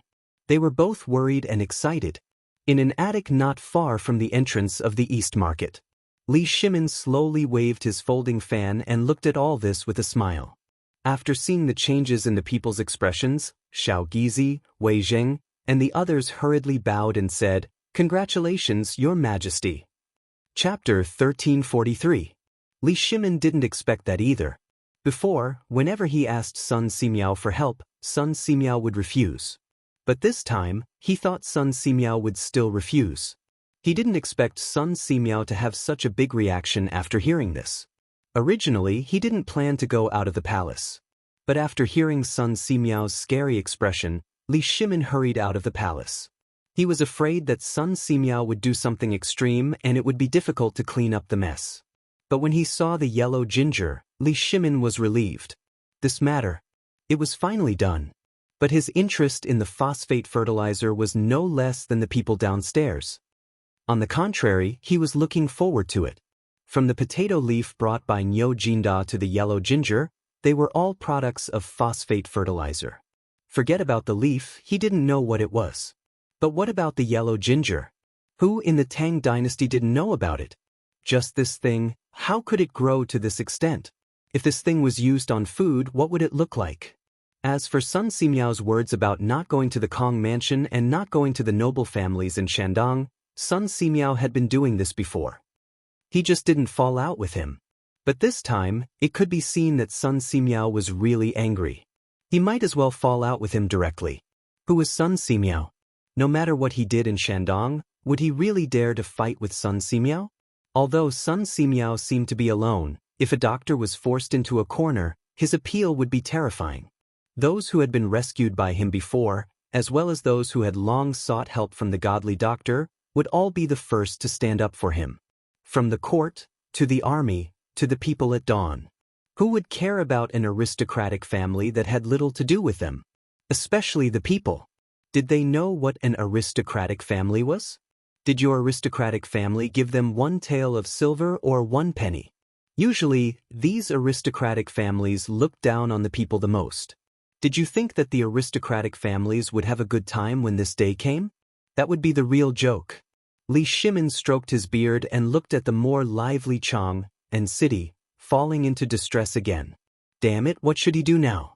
Li Shimin closed the folding fan in his hand, turned around and paced around the room. He asked, "Now that this matter has been resolved, what should we do next?" Chen Yaojin was a little confused as he asked, "Second Master, this matter has already been resolved. What else is there to do?" Shouldn't we be going back now? Li Shimin glared at Qing Yaojin. What I mean is, what if this group of people goes up the mountain? It won't happen, second master. Yu Qigong hurriedly said, think about it, now that such a big thing has happened, the security of Pyrolite Mountain will definitely be tighter. Besides, that kid is now a hot steamed bun, who would dare to cause trouble. What if you provoke that brat? You know that brat. So, second master, you'd better not worry. We still have important matters to discuss. When Li Shimin thought of the major event that Yu Qi spoke of, his expression involuntarily changed. He sighed and said, forget it, forget it. Let old Niu go up the mountain. I don't want to see him during this period of time. Let him go up the mountain, and I'll be at ease with Feng Zi's safety. When they heard this, they breathed a sigh of relief. Li Shimin was about to go out with his hands behind his back, but after thinking for a while, he asked, how long can Qiuzi hold on? Why hasn't there been a report today? There is. Wei Zheng hurriedly took out a memorial from his sleeve and handed it to Li Shimin. As soon as they saw this memorial, everyone's expression couldn't help but become solemn. This was the major event that Yu Qigong had mentioned earlier. 5 days ago, several Turkic spies had been discovered in Qiuzi City, and they had almost handed over the defensive map of Qiuzi City. Moreover, in the last few days, the allied army of the Turks and India had set up camp at the border between the three countries, less than 300 li from Qiuzi City. There were also signs of a large number of soldiers in Tubo, Tuyuhun, and the Turkic territories. Many things revolved around the war in Qiuzi City. When Li Shimin and the others saw this memorial, they could not help but feel nervous. The more Li Shimin read the memorial, the gloomier his expression became. In the end, he snorted coldly and crushed the memorial into a ball. Let's go back to the palace. On the other side, on the mountain, Zhang Feng still did not know what had happened at the foot of the mountain. At this moment, he was accompanying Jing Shu and Zhang Yuyao as they watched the craftsmen installing the glass and trimming the flowers and plants in the courtyard. Today, Zhang Feng had just gotten some free time. When he heard that Arjunan had finished making the glass, Zhang Feng was very excited. He immediately put down the experiment in his hand and ran back to witness it with his own eyes. Although most of the glass was frosted, some, such as some of the glass in the room, were still transparent. However, the manufacturing process at this time was quite backward. There were still some impurities in the fired glass and more bubbles. Originally, Zhang Feng wanted to make a few mirrors. But the mirrors that he made, they were really not as good as bronze mirrors. After thinking about it, Zhang Feng gave up. After all, without some auxiliary materials, some things could not be made in this era by human labor alone. After all, it was not made by humans. It was the restriction of technology and the research of physics. At this moment, Cheng Chumo walked into Zhang Feng's courtyard, muttering. As soon as he saw Zhang Feng, he said, Fengzi, did you ask Dr. Sun to go down the mountain? Zhang Feng was stunned. When did I ask him to go down the mountain? Cheng Chumo was even more confused. Are you sure you didn't? Then why did I just hear that Dr. Sun angrily went down the mountain with a handful of yellow ginger? Chapter 1344. It was rare for Zhang Feng to have a little free time. Originally, he planned to secretly take the two girls to the waterfall to try to catch some night fish after the glass was installed. But at this time he met Cheng Chumo. Zhang Feng couldn't help but have an idea. But at this time, seeing Cheng Chumo like this, Zhang Feng was also a little surprised. What did Mr. Sun go down the mountain to do? Although Cheng Chumo knew some things at the foot of the mountain, he dared not to say some things. Besides, this matter had nothing to do with Sun Simiao. Who knew that he went down the mountain? I don't know, but I heard that he was very angry. Zhang Feng frowned slightly. After greeting the two girls, he said, Let's go to his villa and have a look. The old man is back. Before Zhang Feng went out, he met Sun Simiao, who came slowly with his hands behind his back. There was no expression on Sun Simiao's face at this time. It was the same as usual. Zhang Feng glanced at Sun Simiao suspiciously and asked, Mr. Sun, I heard from Tai Nyo that you went down the mountain angrily? What happened? Sun Simiao waved his hand. Nothing. It's just that a group of naughty children sneaked into a house in Chang and damaged some medicinal materials. But it's not a big problem. By the way, give old man more phosphate fertilizer later. Seeing that Sun Simiao was unwilling to say, Zhang Feng didn't want to smell anything. He just nodded. Seeing that Zhang Feng was going out, Sun Simiao asked subconsciously, "You are going to, oh, nothing. Isn't it autumn now? I want to go to the waterfall to get some fish. Last time, I heard that a craftsman caught dozens of pounds of big fish in the lake." Sun Simiao opened his mouth, but he didn't say anything in the end and left. This made Zhang Feng more confused. But Cheng Chumo couldn't stay calm. He asked excitedly, "Feng, are you really going to get fish?" Fish. The cafeteria on the mountain never lacked food.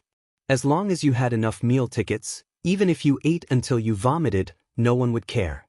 However, within a month, the academy would only give each student a meal ticket once. No matter how rich you are, if you want to eat, sorry, please use your meal ticket. Meal tickets became a hard currency on the mountain.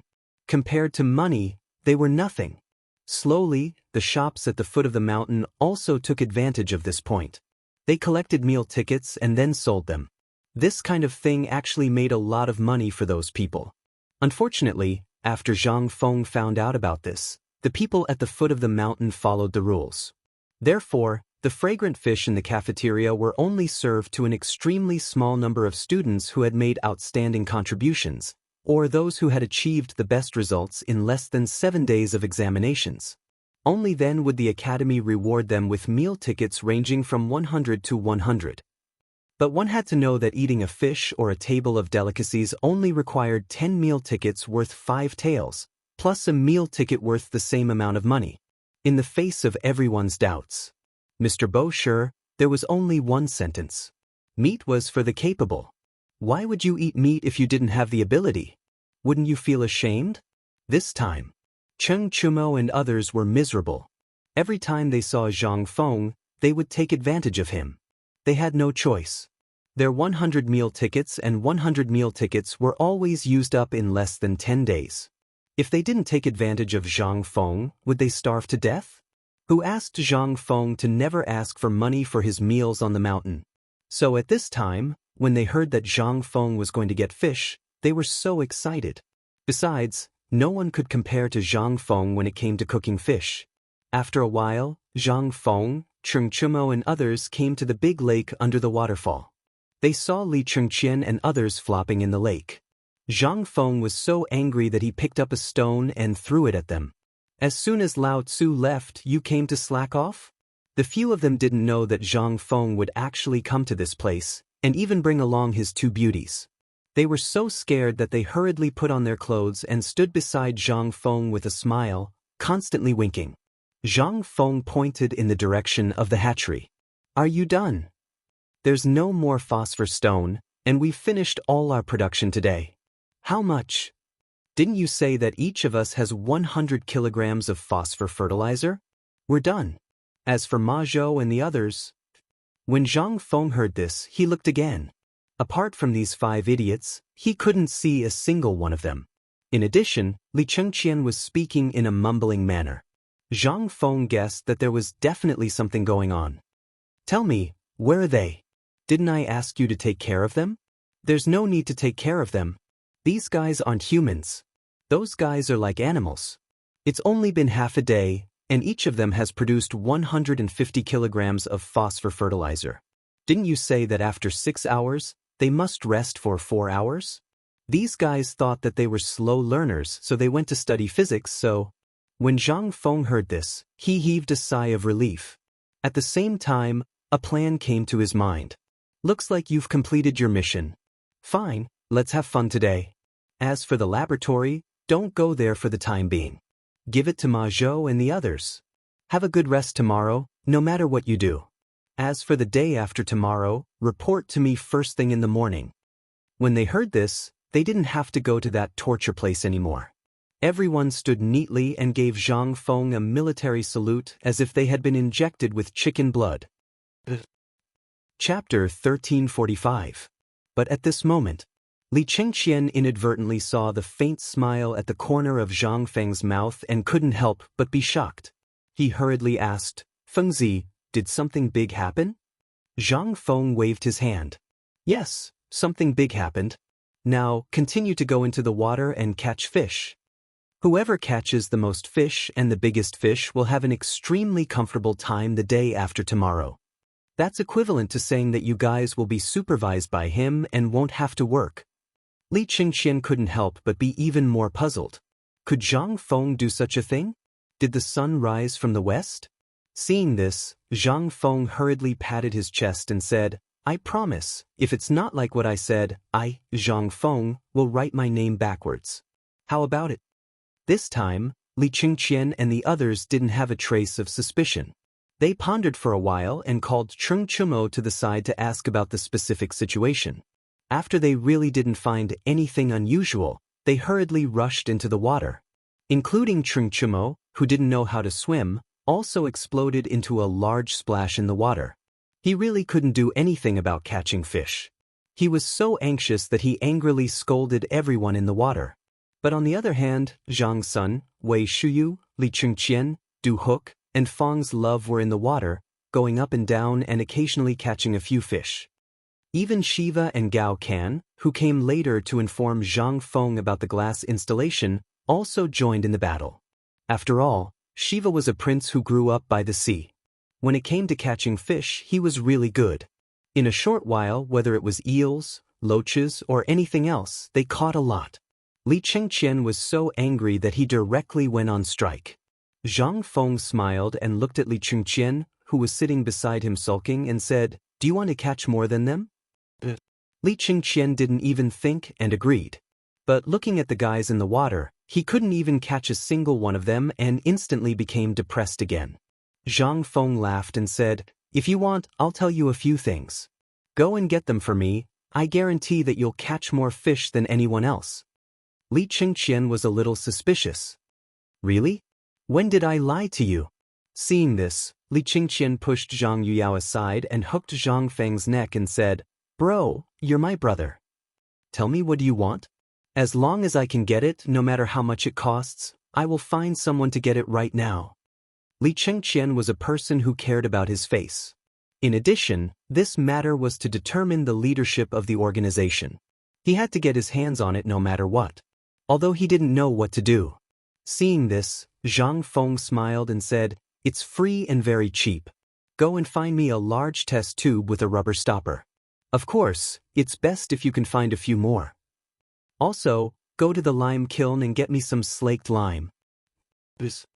That's it? Zhang Feng patted the back of Li Chengqian's head and said, "Then what else do you want?" "Hey, wait, I'll be right there." After Li Chengqian left, Jingshu and Zhang Yuyao couldn't help but ask, "What are you going to do?" They had seen these two things before. Now that they heard Zhang Feng's words, they were even more puzzled. Most importantly, these two things were simply too common. Zhang Feng smiled and said, "I'm going to make a big firecracker." Zhang Feng had never forgotten about Qiuzi. Once the garrison there was surrounded by two armies. Once those bastards knew about the situation, they would definitely go south in one go. When that happened, the entire west gate would be defenseless. Zhang Feng didn't dare to forget about this matter. In addition, Arcanon had brought him some bad news. Even after dismantling all the ironware in the shipyard, they had only managed to produce a batch of crossbows and ballistae. As for the composite bow that Zhang Feng had mentioned, the progress was even slower. In addition, Zhang Feng had improved several important parts of the Mingguang armor, so the steel was even more insufficient. This was the method that made Zhang Feng decide to take a different path. That was explosives. This thing. It was too simple. However, if one didn't know the ratio, it would take another 100 years for someone to accidentally create something like this, let alone now. Although firecrackers had been invented during the Warring States period, when gunpowder was invented, no one had ever used them in war. Zhang Feng had hesitated for a long time before deciding to do something like this. After all, once explosives appeared, it meant that the era of weapons was about to enter a period of decline. The consequence of this was that the damage caused by a war would be even greater. This was something that Zhang Feng didn't want to see. He wasn't a good person, but he wasn't a bad person either. If there was iron, he wouldn't want to take this path. But now, it was no longer up to him to decide. Once Chiotsi City fell, the entire Longyu Road would become someone else's territory again. The golden trade route plan that he had painstakingly drawn up would go down the drain. This was something that Zhang Feng absolutely didn't want to see. What was even more frightening was that when that time came, Chang and would no longer be a problem that the Wei River Alliance could solve. At this moment, Li Chengqian was panting as he rushed over with 2 big sacks on his back. He had just thrown the sacks to Zhang Feng when he said, "Fengzi, what's the use of these things?" Zhang Feng smiled and said, "You'll know soon enough."